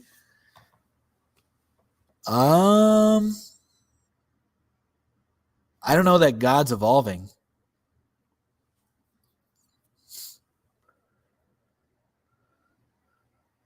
Yeah, they've never discovered gravity. They can't prove that the planets are spinning. These are all things that they're going off of speculation. A hypothesis comes from an observation. A theory is tested and repeated results of these hypotheses. I know. Do you think the government are hiding something? Yeah, I do. 100%. 100%. Why do they have a treaty? What do you mean, whatever? It's a very important difference. We're talking about the same thing using different words, so it's pointless. This program is nonsense. Then get out of here. Nobody wants you here then. Like, if you think it's nonsense, then why do you even waste your time? I don't understand the people who come in here, want to criticize, and then just stay in here to criticize. Evolving as in changing. God is always changing. I don't agree with that. God is consistent. The truth is consistent. The truth never changes. I believe God is consistent. God is the same today, yesterday, and tomorrow. That's what I believe. You can believe God is always changing, but if your God is always changing, then you're living in an incoherent universe. No, God is the same yesterday, today, and tomorrow. Yep, 100%. We aren't, though. You're talking about the layperson use of a theory. I know. This is what, whatever. The one true constant. Exactly. I do not agree. Everything changes. Everything doesn't change. No, they don't. God is not divine. Then what is God and what is divinity? LOL again with whatever. Yeah, I mean, whatever. So, Einstein had a quote that the only constant is change. Nonsense. The only constant is truth. The truth never changes. Man, you get triggered about these things super quickly. No, man. It's all good, though. Why do you pretend to be concerned with scientific definitions when you have faith? The two things can coincide with one another. They don't have to be mutually exclusive. Yes, you should change your understanding as new evidence becomes available. I totally agree with that. Totally agree with that. The gov in most cases, yeah, for sure. Hyperplate theory asserts that the Mid-Atlantic Trench is where the floods of the deep opened. Interesting. Haters don't even know about the facts of their own beliefs, but you don't. Well, now you're making claims that just aren't true. I could say the same about you. Science will one day prove God exists or doesn't. God is provable, obviously. It's so obvious. It makes no sense when people say they don't believe in God. It doesn't. The only reason they don't believe in God is because they don't like the theology that they were told God created pretty much. That how God is. There's no separation of mind and body. What's the proof? I mean, it's so obvious. So first off, something begets something. That's the only thing that you need. Something begot something. It's that simple. The universe is unbelievable. There's no explanation except God. I mean, it's really, really simple. If we just want to make it really simple, something begot something. And also, yes, just look around. Life is miraculous. There's order in the universe. Nothing was ever created. It's insane. No, I disagree. That requires God. So why do you So tell me one time in your existence or anywhere in anything that you can come up with when nothing begot something. Because something begot something and nothing begots nothing. It's very simple. So tell me a time where nothing has begotten something. Just one time. They will be found without excuse when they are, yeah. That's a good statement. Doesn't mean it's God. Well, that's you can call, see, you're getting triggered by the word God. You can call it something else, but something begot something. It's so simple, guys. And this is why, there's a greater punishment for atheists who deny it, because it's so true. You have to deceive yourself. You believe it or not is irrelevant. You do you. Exactly. This is the God of the gaps argument. Can you explain to me one time, give me one time where nothing came into being by itself? That makes no sense, because nothing can't be a self. Nothing has nothing. It has no properties to create anything because it's nothing. This is so simple. A child understands this. The only reason adults have a hard time with this is because they have this religious belief of no God. It's not a gaps argument. It's like the most consistent, logical argument there is. Why do you think you can claim it as God that did it, though? Well, my faith is that it's the Christian God. Can I prove to you that it's the Christian God? I don't know that I can. I don't know that I can logically do that. But I can prove to you that there is a creator of some sort. Nothing was ever begotten. This is the God of gaps. Then I go one step further. Where did God come from? Well, that's here's a good thing for that. Jet Lagger 04. Here's a good question. Children have the best logic, huh? Children are the most honest, and children understand the world a lot better than a lot of adults do. So, and now as far as where did God come from? Well, where does energy come from? Energy is never created or destroyed.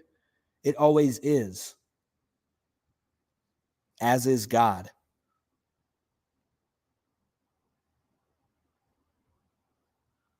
You have just as much evidence of being a God as us having proof of it being anything else. No, you actually can't.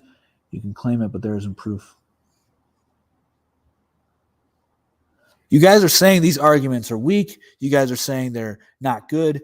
Where is your logic? Exactly. Every known civilization has believed in God. I've made this point several times. Logical regress to on cause from which all else is derived. Earth is flat, maybe. So God cannot create. Host is whack. I can claim it's a unicorn, and that's the same validity. Yeah, I mean, there's a quote by Shakespeare that it goes something like, if I call a rose another name, will it not smell the same?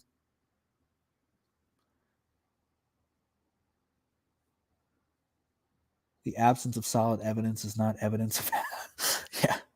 There's no books claiming a unicorn made everything. This is true. You just want it to be God. I just want actual evidence for it. Refute my logic. God isn't everything, even energy, according to... The Orthodox Christians actually do say this. God is the uncreated energy. God is the uncreated energy. There's an uncreated energy and there's a created energy and there's an essence. Look into some Orthodox Christian theology. Christian God is separate of our physical realm. You don't even believe your own belief. I did. Your logic is presuming you are correct. Once again, I'll ask you two things. If energy isn't created or destroyed, how is it being? How is it real? And also, can nothing create something? Because we don't know something doesn't mean you can't just assert God as an explanation. Energy was there already. Exactly. But it's not the same. Us not knowing still is improved. I mean, we're just going around in circles or multiple. So, I mean, there's really no need for us to keep going about this. You're wrong. I'm right. It's very simple. God is real. If you don't accept God, that's fine. That's between you and him, not me. I've told you the truth. Our moral sense gives us an indication of God's values, which we do not observe yet all. Which we do not observe yet all know. Yes, 100%. God is Alpha and Omega, the beginning and the end, 100%. It would be fine, but lack of specific evidence they seek does not prove God doesn't exist. Yeah, and I mean, really, it's so simple philosophically and logically to come up with this. Christianity has influence in our justice system, which there's nothing wrong with that. Christianity has created the best civilizations. And also you saying that man is separate from God in the Christian belief is not necessarily true, because there's a divine spark in all of man. And if we are to follow the path of Jesus Christ, then as Jesus Christ said, we can become one with the Father as he was here on earth. The us have never not been in a civil war. I don't know what that is. I don't know what you're talking about.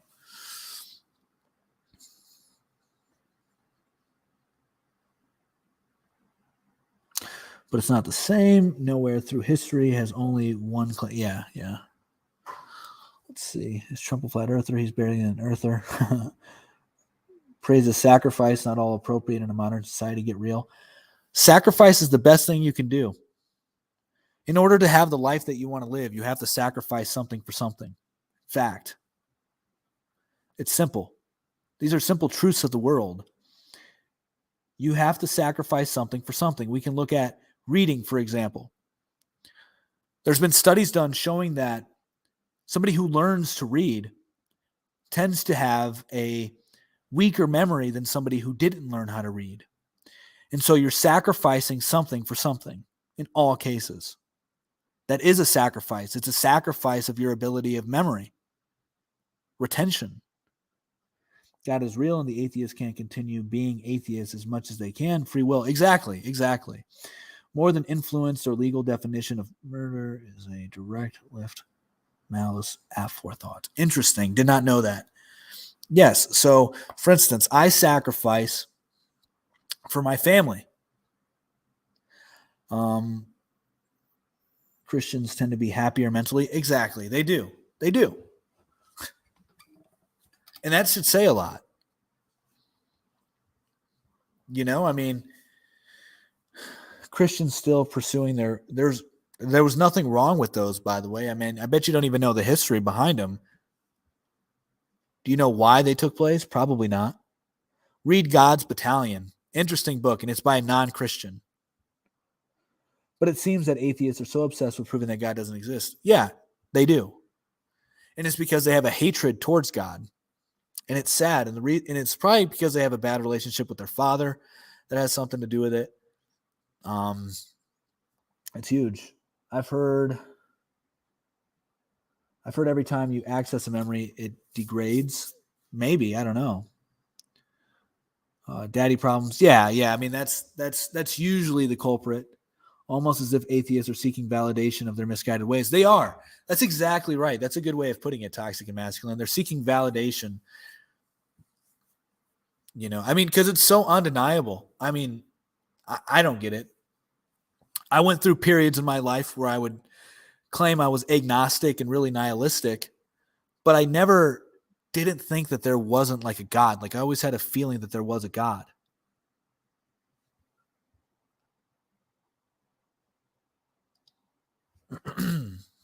Like, I don't know. It's just, and especially now when you have children, like faith is absence of logic.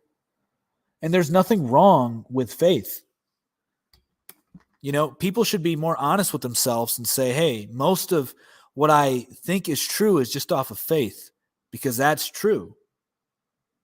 Nihilism is almost impossible to operationalize in daily life. It is. It really is. Right? Because then you become very depressed. There's nothing wrong with faith until you rule your life with your belief. Everybody, I don't know why this is so hard for people to understand as well, that everybody operates off of beliefs because we don't know a lot. And you just said Christian law is fitting. It is. I consider myself to be a Christian nationalist. Trump's been one of it, not the best president us U.S. has had. Yeah. Yeah. But no, I think that a Christian nation is the best nation one could have. Behind it would probably be an Islamic nation. And then maybe, I don't know. I'm not going to say it.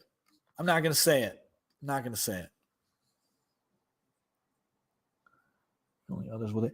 You rule others with your faith. Societies are based off of faith. They're based off of religion. So you can't do away with ruling others by faith. You just can't.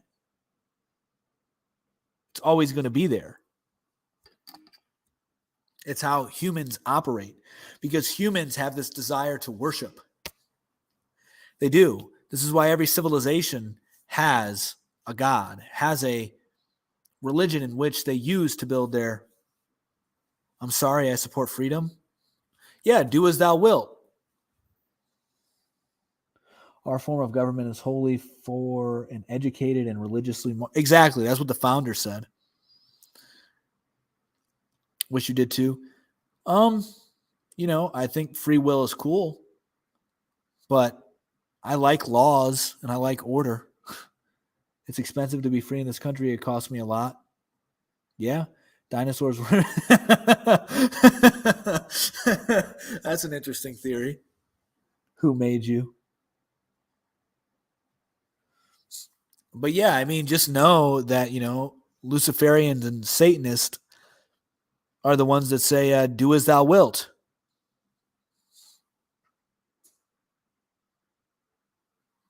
Got somebody who wants to come on here.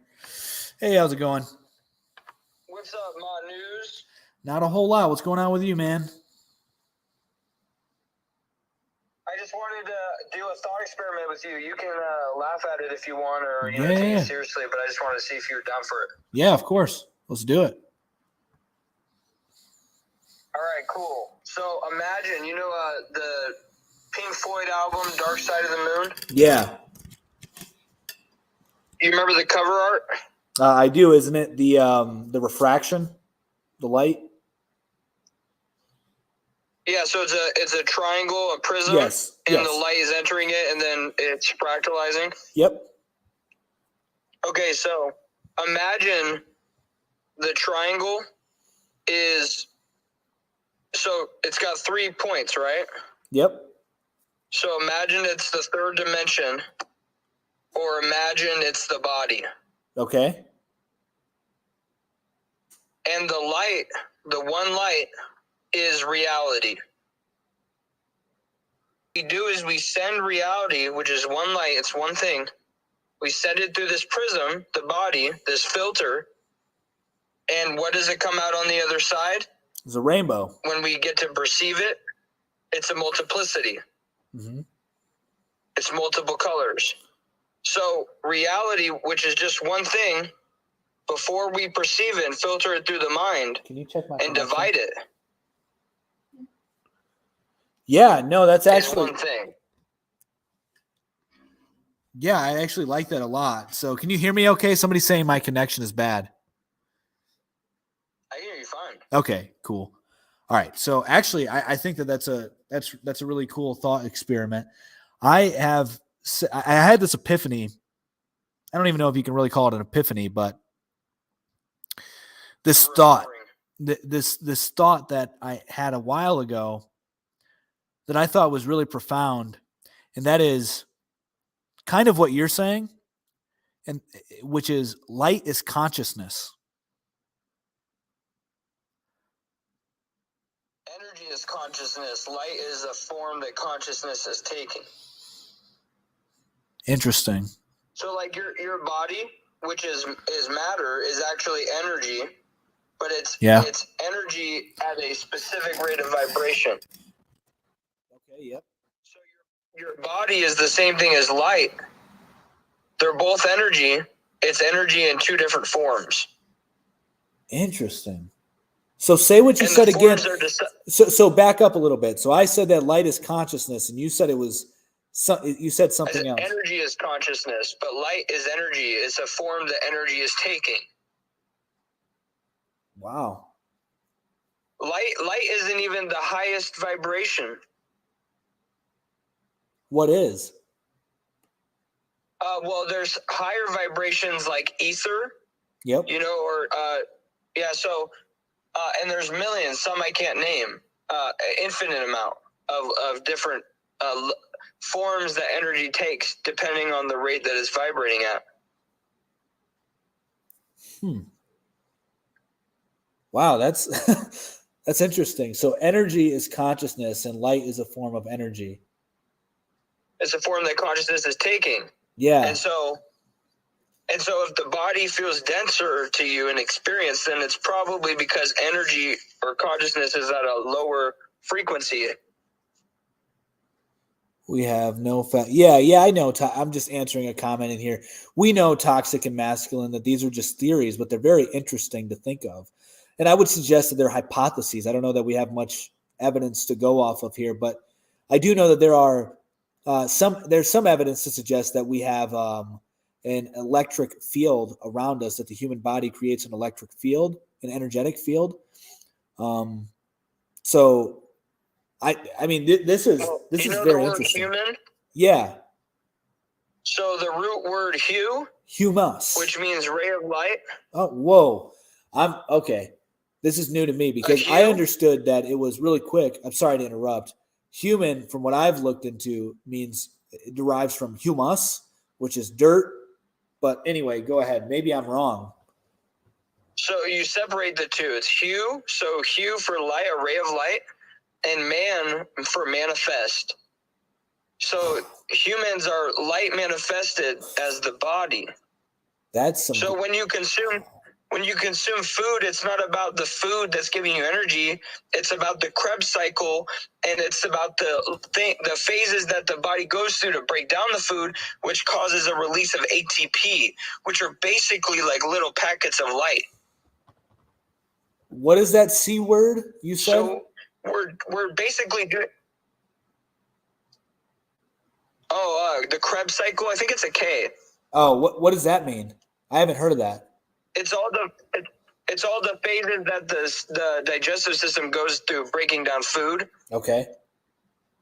And so it's not the food that's giving us energy. The food is serving as information to tell our body to go into these cycles and to release packets of ATP.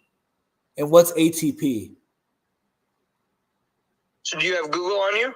I do. So just type in ATP.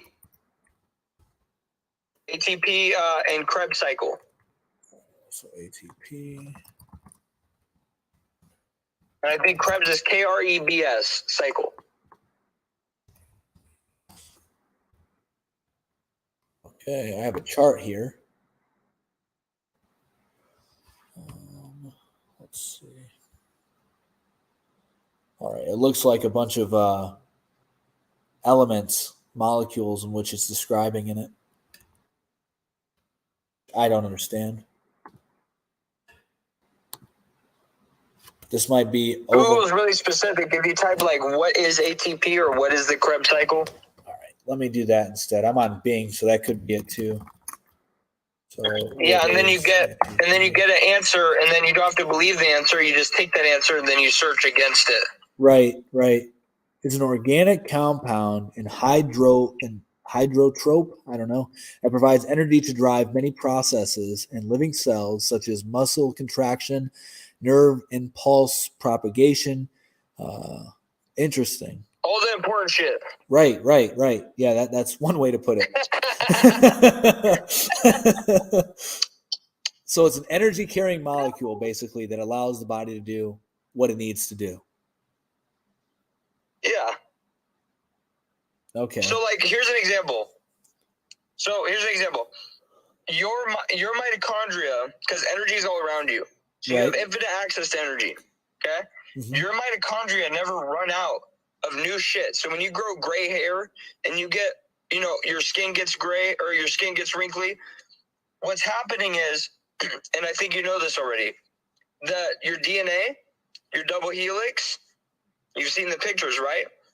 The telomeres, like the adenine, cytosine, guanine, thymine, they have a calcium buildup on the end of them. Calcium builds up on the end of those bars, and it stops the electrical signal from the DNA to give the information to the mitochondria to make new shit. Which is, it's dying. So it's not that you're not running out of shit. The DNA can't communicate with the mitochondria. And there are many ways to get the calcium buildup to get off of the end of the telomere. Dude. So you have infinite access to energy, and the only thing stopping you from living a clean, eternal life is that calcium buildup. You're kind of blowing my mind here. Like this is some and guess heavy what gravy. Guess what knocks that calcium buildup off? Say that again. Guess what knocks that calcium buildup off? Light? Photons? I don't know. Ketones. What is it? Ketones. Ketones. What are ketones? So there are two stages that the body can be in. So when you're consuming food every day, you ate food today, right? Yep. So when you're consuming food every day, and your mitochondria is in this state where it's using the sugars and the proteins for fuel. In the absence of sugars and proteins, so your liver's filtering, while you're eating and consuming, it's constantly filtering. Mm-hmm. In the absence of those carbs, which are sugars, and proteins, the liver switches from filtering to releasing ketones. Now get this. Ketones are 3 times more efficient of a fuel than sugar. And they knock the calcium buildup off of the pineal gland, which is responsible for the release of all the hormones that give you your chemical balance, and off of the end of the telomeres. They destroy calcium everywhere. Because your body, whenever we were surviving and hunters and gatherers for hundreds of thousands of years, there were constant times where you were in a fasted state. And so when you built up on fat, your body would cannibalize itself. And so if you never enter that fasted state again, let's say you eat every day for the rest of your life, your dead cells and your dead neurons that don't serve you, your body never self-cannibalizes to eat it. And then they metastasize and they turn into cancers.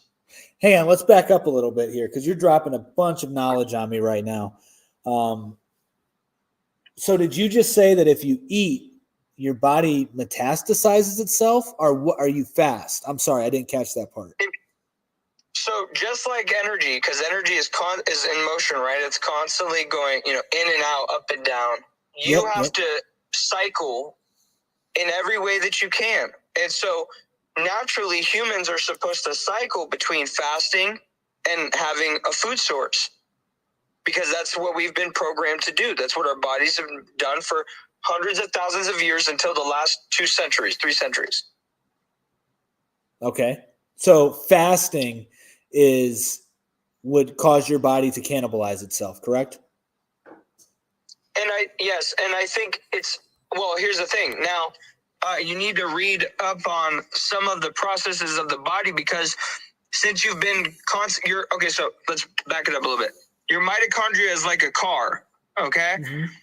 It's a car that could take gas and diesel and another fuel at the same time. It could take protein, sugar, and fat, okay? But when you're eating a diet where you're constantly bombarding your mitochondria with all three of those fuel sources, it goes, I'm not going to process anything. And so your mitochondria loses the ability to jump from processing protein to processing fat. And so what you need to do first before you fast is only eat one type of fuel source, like only protein or only fat or only sugar. No, probably not sugar for remember, I'm not a doctor. Not sugar for people who are diabetic, because they're not insulin resistant, they're inulin resistant. So their body isn't producing something it's supposed to be producing, because the mitochondria said, we're not doing our job. Because it's like a conveyor belt, and you have these workers on it, but you bombard them with so much shit on the conveyor belt they can't pull it off in time and make it to what it was, like toys, right? So first you need to focus on one fuel source, and then after you've given your mitochondria the flexibility to change between different fuel sources, then you fast, because now your body has the ability to go into ketosis. Because if you fast right away off of this diet that's overstimulated, your body doesn't know how to switch to self-cannibalizing anymore, because it hasn't done it for so long. This is very fascinating. I get into diet and biology quite a bit recently, I have anyway, and I've been going down the rabbit hole of Augenis von der Planet, some of his work, and the quote-unquote primal diet. And it sounds consistent to what you're talking about right here, especially in regards to eliminating carbs and sugar. The primal diet works, but it's a stepping stone. Okay. Because all the primal diet is doing is getting you to focus on one fuel source, so your mitochondria regains that flexibility, the ability to be able to switch between, I'm consuming sugar, now the winter came, now it's time to consume my fat. Right. So because we always bombard it with three different fuel sources, it's like, I don't have to do that. Right. And guys, I don't think that he's saying that we're going to live forever. I think the point that he's making is that we can live we can have a longer health span and life if you are to eat properly. Because I do think that there is a proper human diet, as there are proper wolf diets, proper lion diets. Humans are an animal, so humans should have their own diet. They should have a specific diet. And I don't think that he's claiming that we're going to live forever, but you can increase your health span for a really, really long time and increase your lifespan as well by eating correctly, I think is the point that he's trying to make here. And rid yourself of diabetes and cancer. Yeah, exactly. And most diseases, 98% of all diseases, or can't say 90, I'd say 90% of all disease begins in the gut. Yeah, 100%. I know some doctors with PhDs who are well credited that would say it's 98%. Yeah, I do too. I've interviewed, I'm not sure if you've heard of her, but Dr. Natasha Campbell McBride. I have heard that name. Yes, I interviewed her. You can check out that interview on my YouTube channel. It's MOT Media. And we talk about some of this, and we go into some conspiracies and other things like that, but it's mostly revolving around diet and health. And she's a wealth of information, and she would agree with a lot of what you're saying. Yep.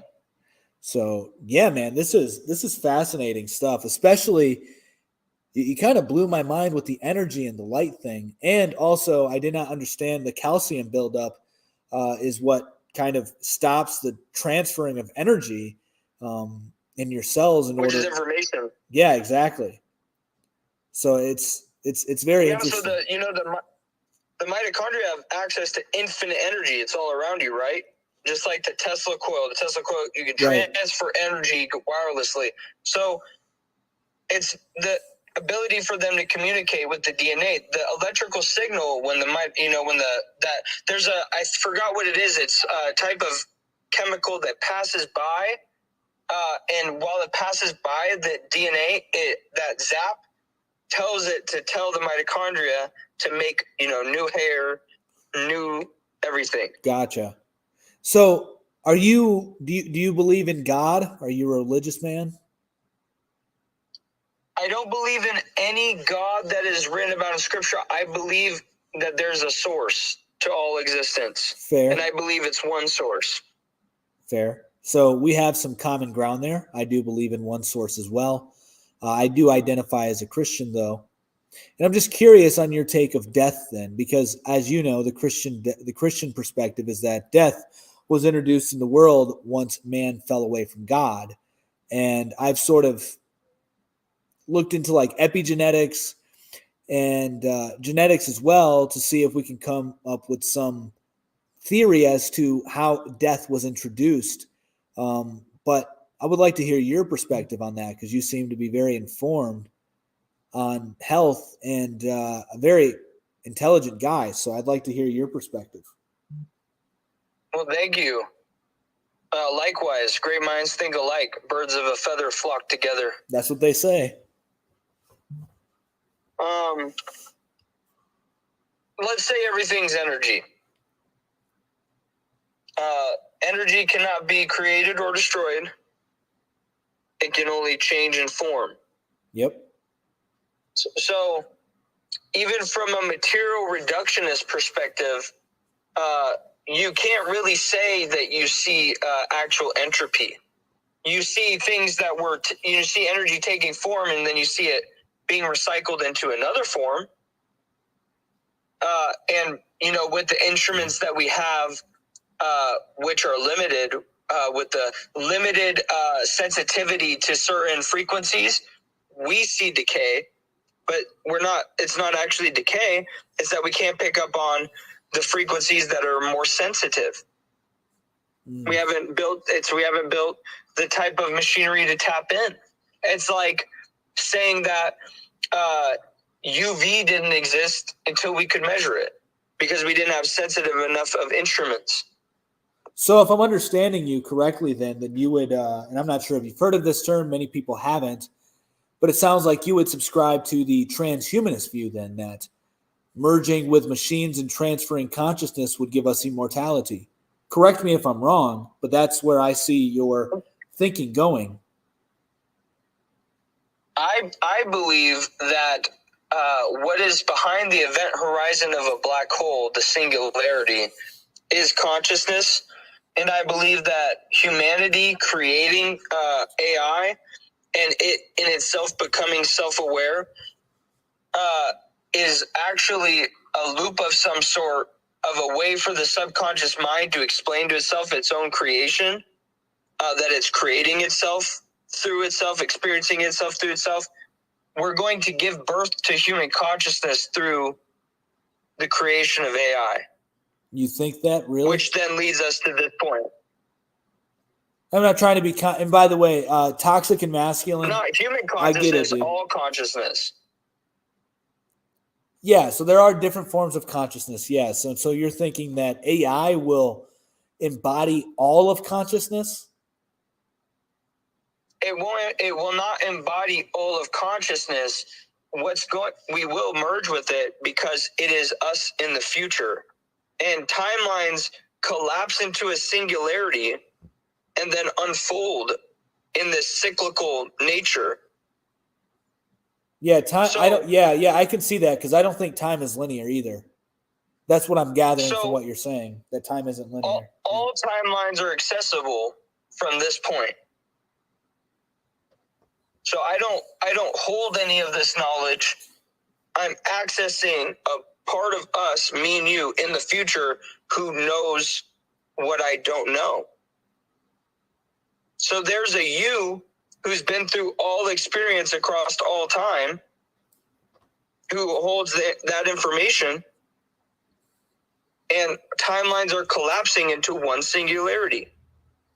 So that means if you want all knowledge, and this is regardless of if you believe it, if you want all knowledge, then you have to simultaneously be able to feel all there is to feel. That means you get to feel all the pain that has ever been felt across all time from every perspective, and all pleasure simultaneously.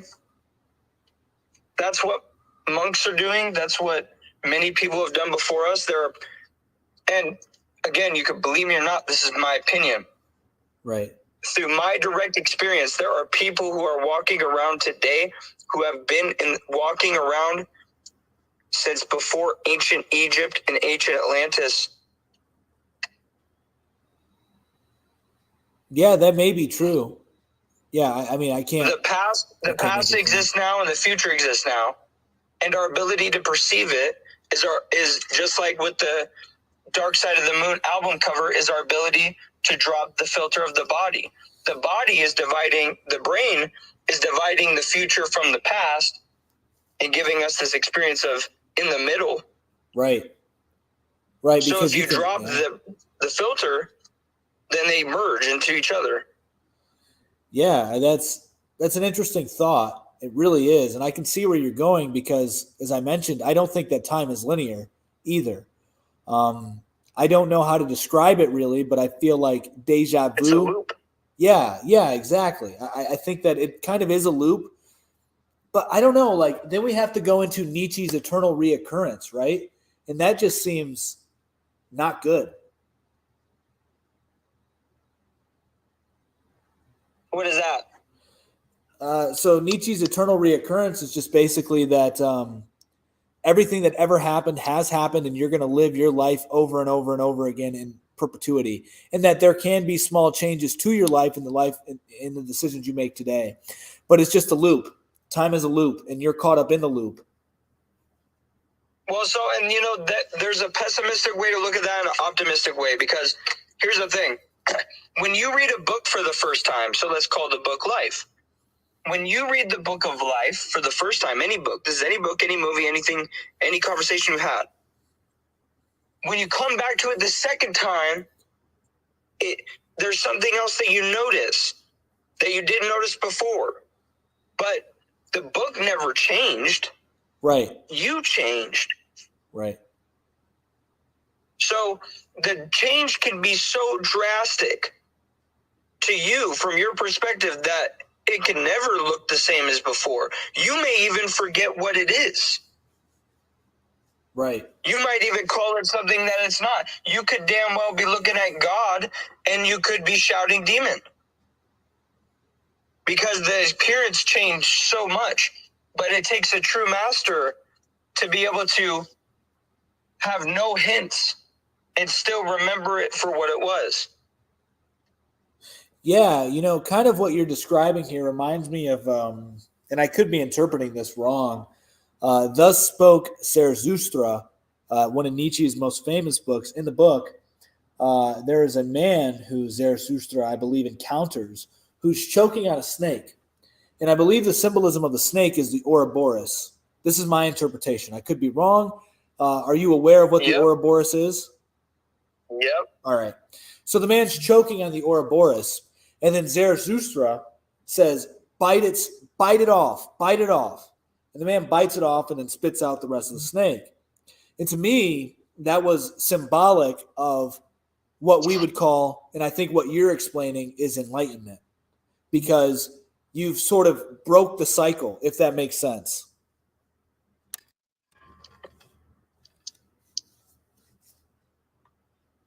I'm still here. Oh, yeah. So I said, sorry, my phone needs to be charged.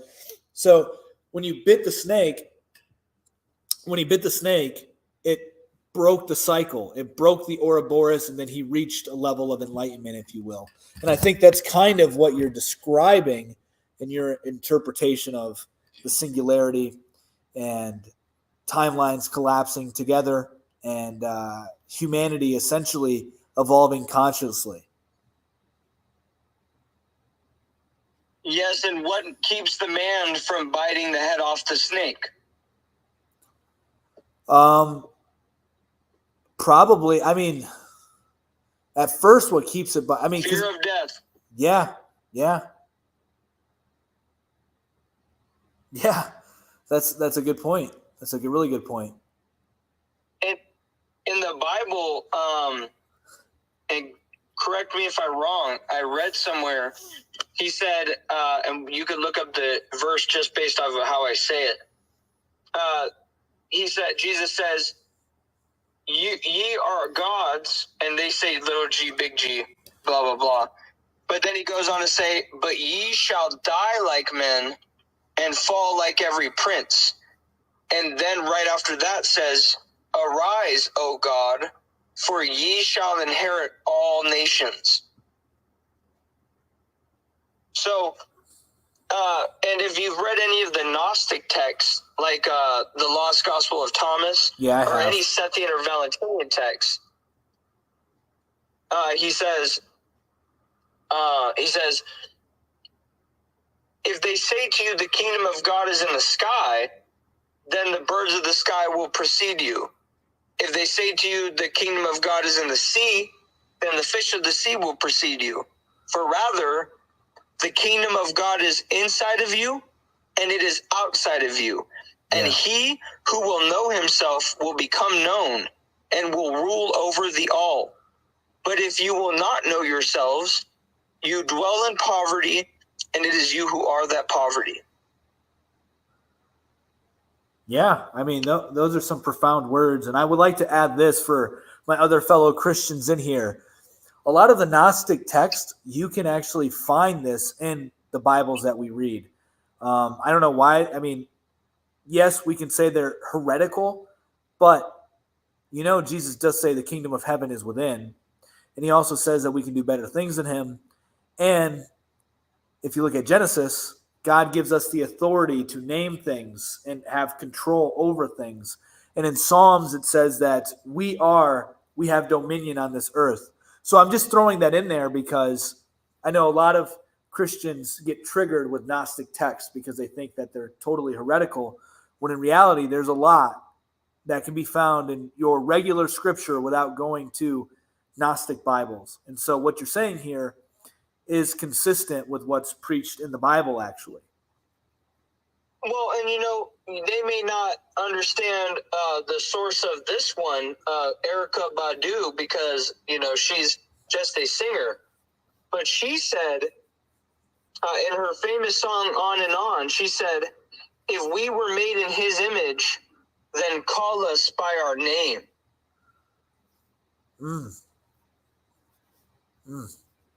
Yeah. Yeah, that's good. Don't refer to us as sinners. If we were made in his image, call us by our name. Don't forget. Yeah, I mean, most intellects don't believe in God, but they fear us just the same. Yeah, this is true. Jesus didn't say we were going to be little gods, but the saints will judge the angels. Well, Jesus did say, he never claimed that we were going to be little gods. He says that ye are gods. And he's just referring to the fact that, in my interpretation of theosis, which we could walk with God, we can have communion with God, we can represent God here on this earth, which is what we're supposed to do, in my opinion. And that's the way I understand the scriptures. So, well, the same logic that they use to say that the little g doesn't mean God, we could use the same logic for their claim that Jesus said he's the Son of God, because Jesus referred to any man who served God as a son of God. Yeah. Or children of God. Yes. So when he says he's the Son of God, we could apply that same logic. Yeah. I agree with that. I totally agree with that. There are, just to go off a little bit on that, because this is something that I am working through myself, and that is the Trinity, which is what we're kind of dwelling into. Like, the belief of the Trinity is Jesus God. And it wasn't meant to be taken literally. That's an interpretation, but this is something that, like I said, as a Christian, I have questions on the Trinity. Some of it doesn't make logical sense to me. A lot of it doesn't. But I've been hearing this interpretation of it, which would describe Jesus in a different light. And so basically, you are right when Jesus does refer to us as children of God.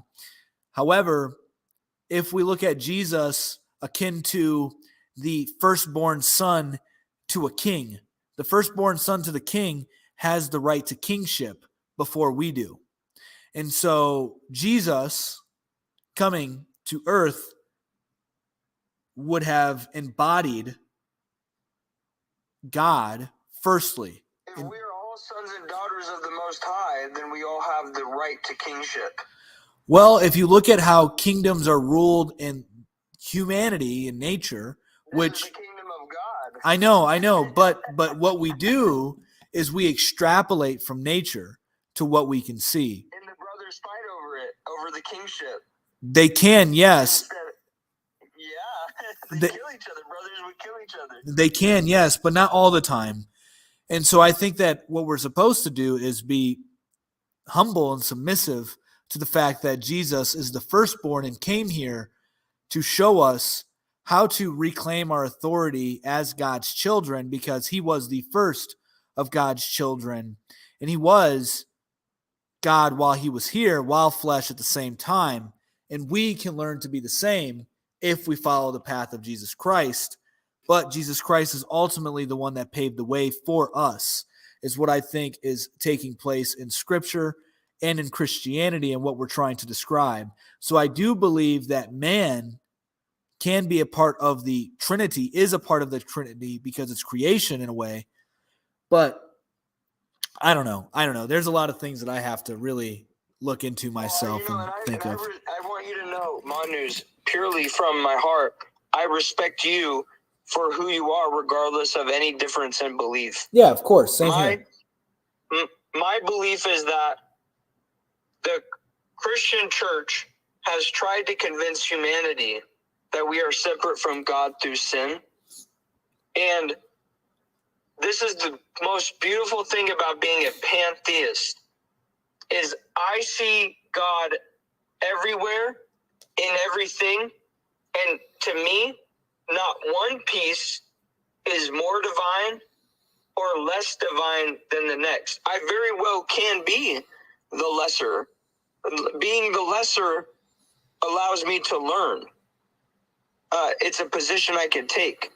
But it's likewise that we could take the other position because it is all of our birthright.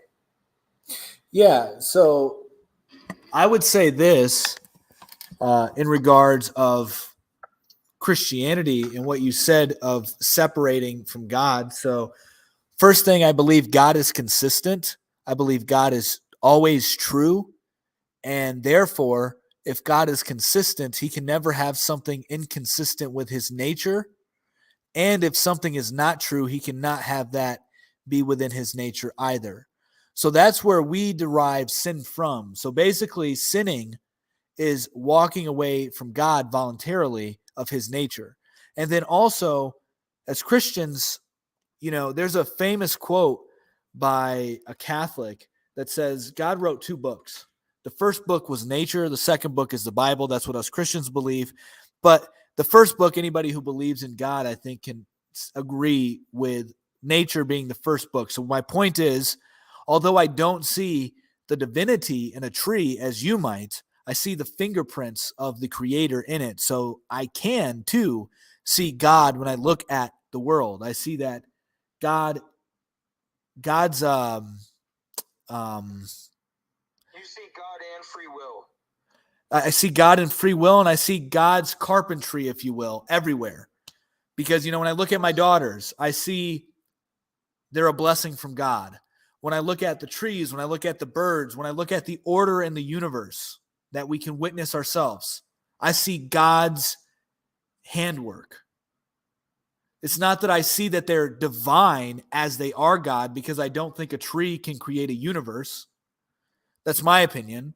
I don't think, because if we're... I think when we compare creation in a sense of a way human can understand it, like a clay pot, and how the clay pot cannot be the creator, or a TV show, how the TV show cannot describe the person who made the TV show or the book. I think that's a limited way of thinking, and not to be disrespectful. I think God could very well create and enter his creation. Yeah, and that's what Christians believe Jesus did. Well, so, and I don't mean enter his creation as one piece. I meant as all pieces. See, we need to find middle ground, because I made a mistake. I generalized all Christians, because I don't believe all Christians believe that we are separated from God through sin.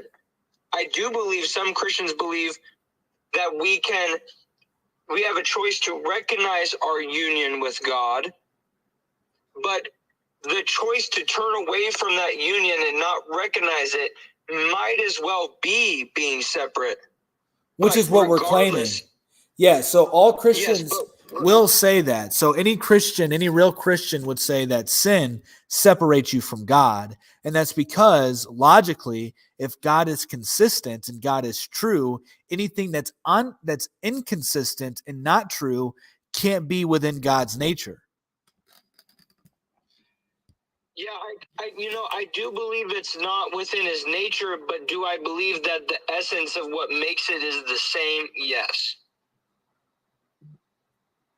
Okay.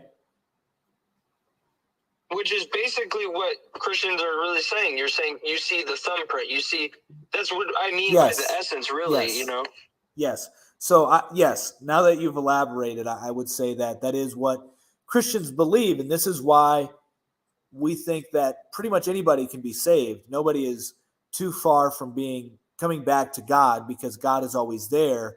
And this is the void that people feel in the world, the void in which people try to fill with material items or ideas or knowledge. This void that's just an empty pit that can never be filled is the void God is meant to fill in the human heart.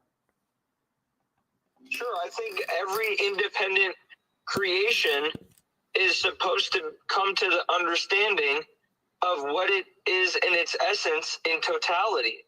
Yes. I think everything is supposed to learn through this process how to be godly. Yes, 100%. And this is what the Orthodox Christians call theosis. This is the process of salvation. It's essentially walking a path as sinlessly as possible. Without sin as possible. That way you get closer and closer to God, because sin, all that means is missing the mark.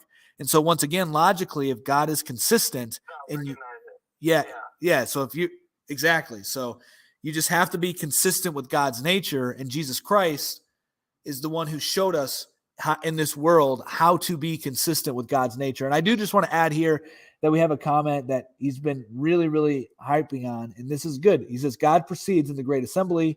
He renders judgment among the gods. So yes, I know that we have to take these things in context. I was going to bring that up, but it's obvious. Right. And then right here, we got a comment from Viral Frequencies. What do you think about the apocalypse of Adam?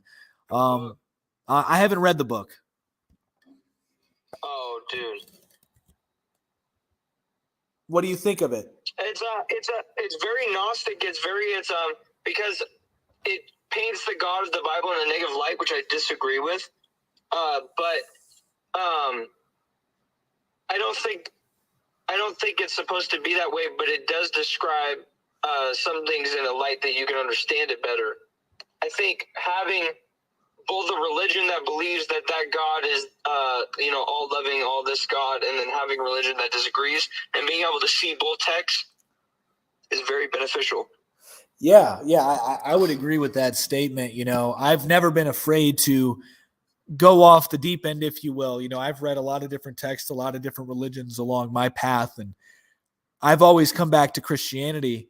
And that's, for me, enough evidence to show that it's true. It could be confirmation bias, whatever. But in my heart and my intuition and from my logical thinking, it just seems to be the most consistent, because Christianity is really the only thing that truly deals with evil. And then as far as this book of the apocalypse, I would tend to say that of Adam, from what you're describing and what we have in. Apocalypse, by the way. No, well, it's a revelation, right? So the revelation of Adam is what it means. So, A new type of thinking. exactly. So the snake was God and the God was devil. In my opinion, Well, so I think that it. Go ahead. they believe so. Lucifer, Yep. morning star. Mm-hmm. They believe that the fall of Lucifer and the Elohim was not a consequence; that it was a plan. Yes. And nothing was outside of God's plan. Yes, I have heard of this before. And draw this correlation. I'm not saying to take it literally. Draw the correlation. Jesus was referred to as the son of the light. Yep. Lucifer was referred to as the son of the dawn. Right. Yeah, I know. Lucifer was kicked from heaven because he convinced the angels. He said, "I'm going to take the throne. I am going to be equal to God or even above." And then Jesus on earth convinced the humans that he is God. So we're told in the Bible that the devil is given dominion over the earth. We're told that. He wasn't sent to hell. We were told he was given the ability to deceive man on earth. Yes. So we walk in the valley of deception, okay? And then we run into a man who claims that the same thing Lucifer claimed in heaven, that he is God in this realm. Now, I'm not saying to literally correlate it. I'm not saying Lucifer is actually Satan. I'm saying the character that Lucifer was before the fall is meant to be considered separately from the character that he is after the fall. Yes. Because the character before the fall was the angel of worship. And to worship God correctly, you needed to understand God. And to understand God, you needed to be like God. And so Lucifer was made in that image. He was made very, very powerful from what I've read in Gnostic and Sethian texts. Again, if you're going to make your belief structure and mix it with, other texts, it's your choice to decide if one is the authority. I'm not telling you to decide which one, but if you're considering all of them, that's what I've read. Yeah, so I have read that theory before. There's also another theory that, as you already mentioned, Satan and Lucifer are not the same thing.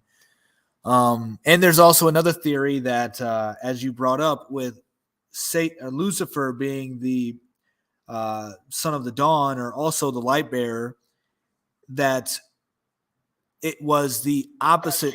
It was the polarized nature of Jesus while he was man. Although these are things that I don't agree with, but I have, heard of these thoughts before. I don't think that. There's also because that Judas Iscariot was the devil or the demiurge, and that's why Jesus knew that Judas Iscariot was going to betray him. Interesting. I haven't heard that one before. But I would say this in regards to Lucifer and Jesus, that we do know as well that Satan or Lucifer can come as an angel of light.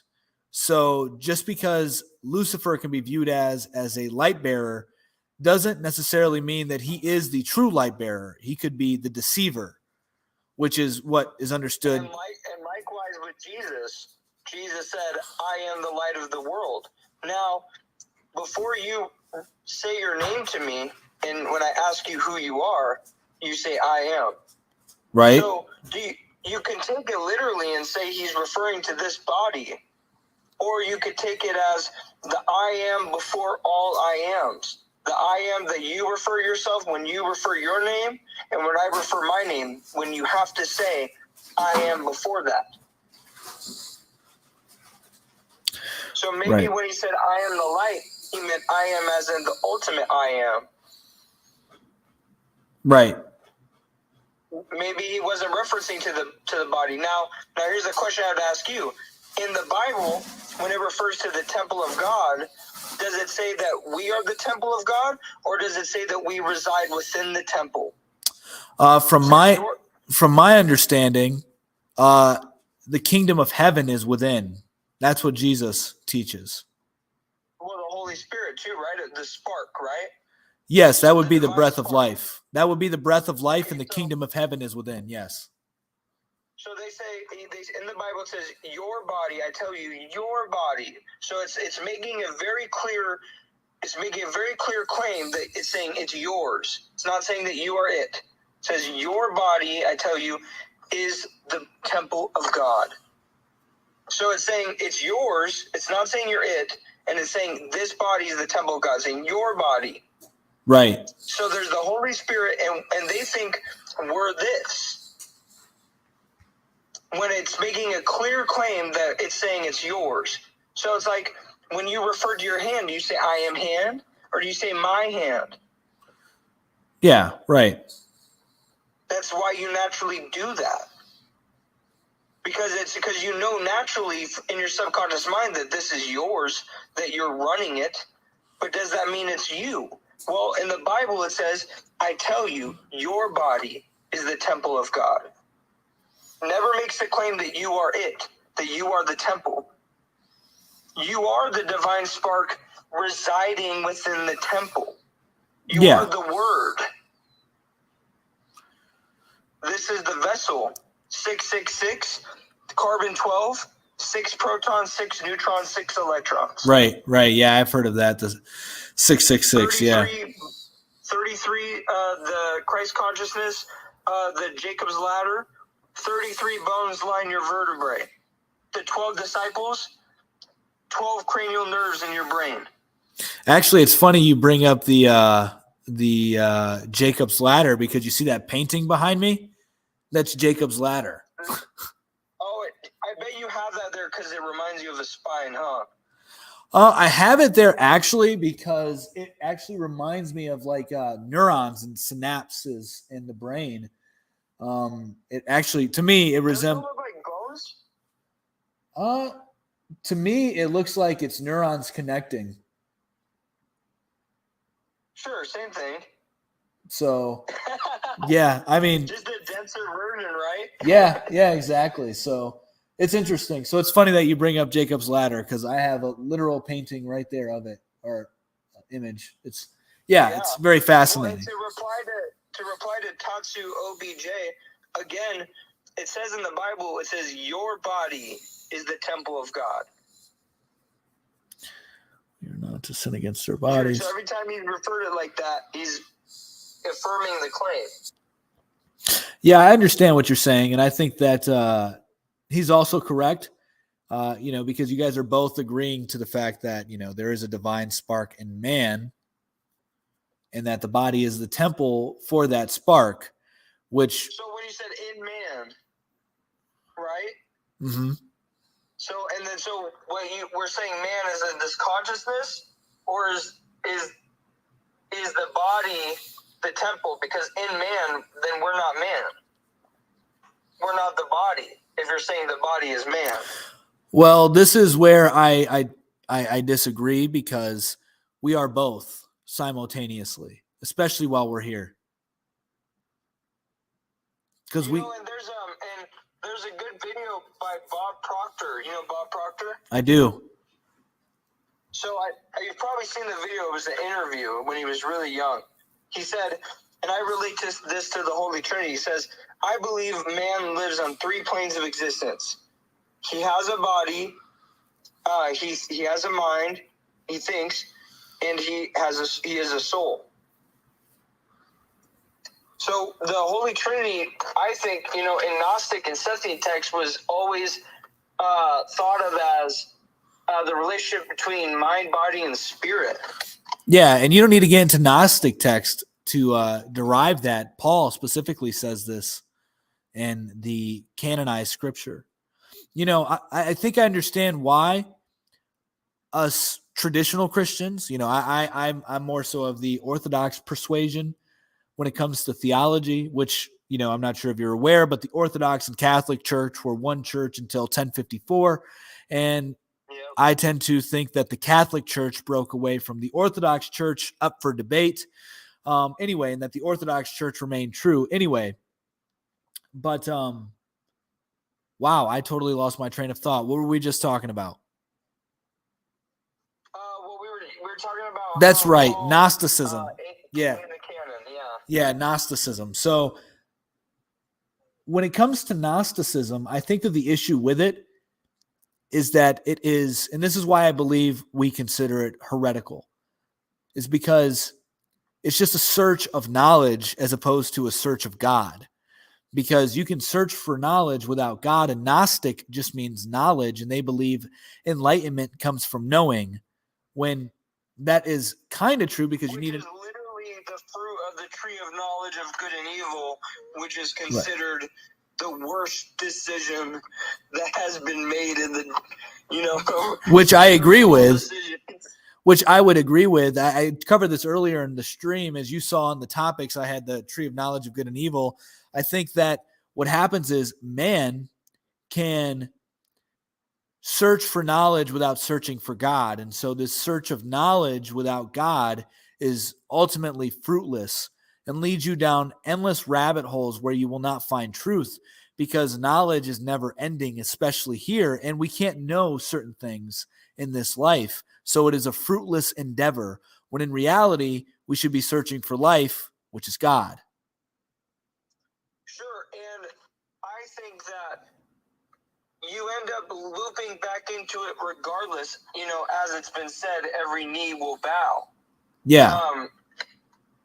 I believe that the search for knowledge is a natural thing. But just like when in meditation, how I've explained, the lack of seeing reality through the physical senses of the body leads to an understanding of reality in a more united way, is the same with the idea of ignorance. You can learn all these things in knowledge and have it be fruitless, and you could still hold it. But you can learn through knowledge how to be without knowledge, or how to not be, how to be out of your mind, how to not think. And in that, ignorance is when you find the source. But then it's just like all these paradoxes which are made from this dualistic way of looking at reality. You need to go through suffering to understand what love is. You need to go through having a material body to have an immortal, to understand what it's like to be eternal. So it's this constant up and down. You have to know what it's like to be imperfect to understand perfection. They're completely necessary components to each other. Yeah, I can see that. And to answer some questions here, so we got viral frequency. Can you speak to your God, and does he speak back in any way? Yes, I know that I can speak to the one true God, and yes, he speaks back in numerous ways, not necessarily with a voice, but you can definitely get your prayers answered for sure. And then we had another comment here. The Greeks derived God exists through knowledge and general revelation, but didn't know who God was. I agree with that. And then let's see if we got anything else here. Right? I don't know. I don't know what it's called, but hey, man, I'm going to actually end this here. We've been going for about 2.5 hours. So thank you guys for coming in. I appreciate it. It's been a good chat. Little Lucky 3333. Thank you for the conversation, man. Really, really entertaining and enlightening. So everybody, thank you for tuning in. Fire brains another time. Yeah, for sure. So be sure to follow everything MOT Media. Obviously, follow MOT News. All of this stuff is posted in podcast form as well on MOT Media. You can find it on YouTube, Spotify, Apple, all that good stuff. But all right, guys, much love. Peace. See you, bro. See ya.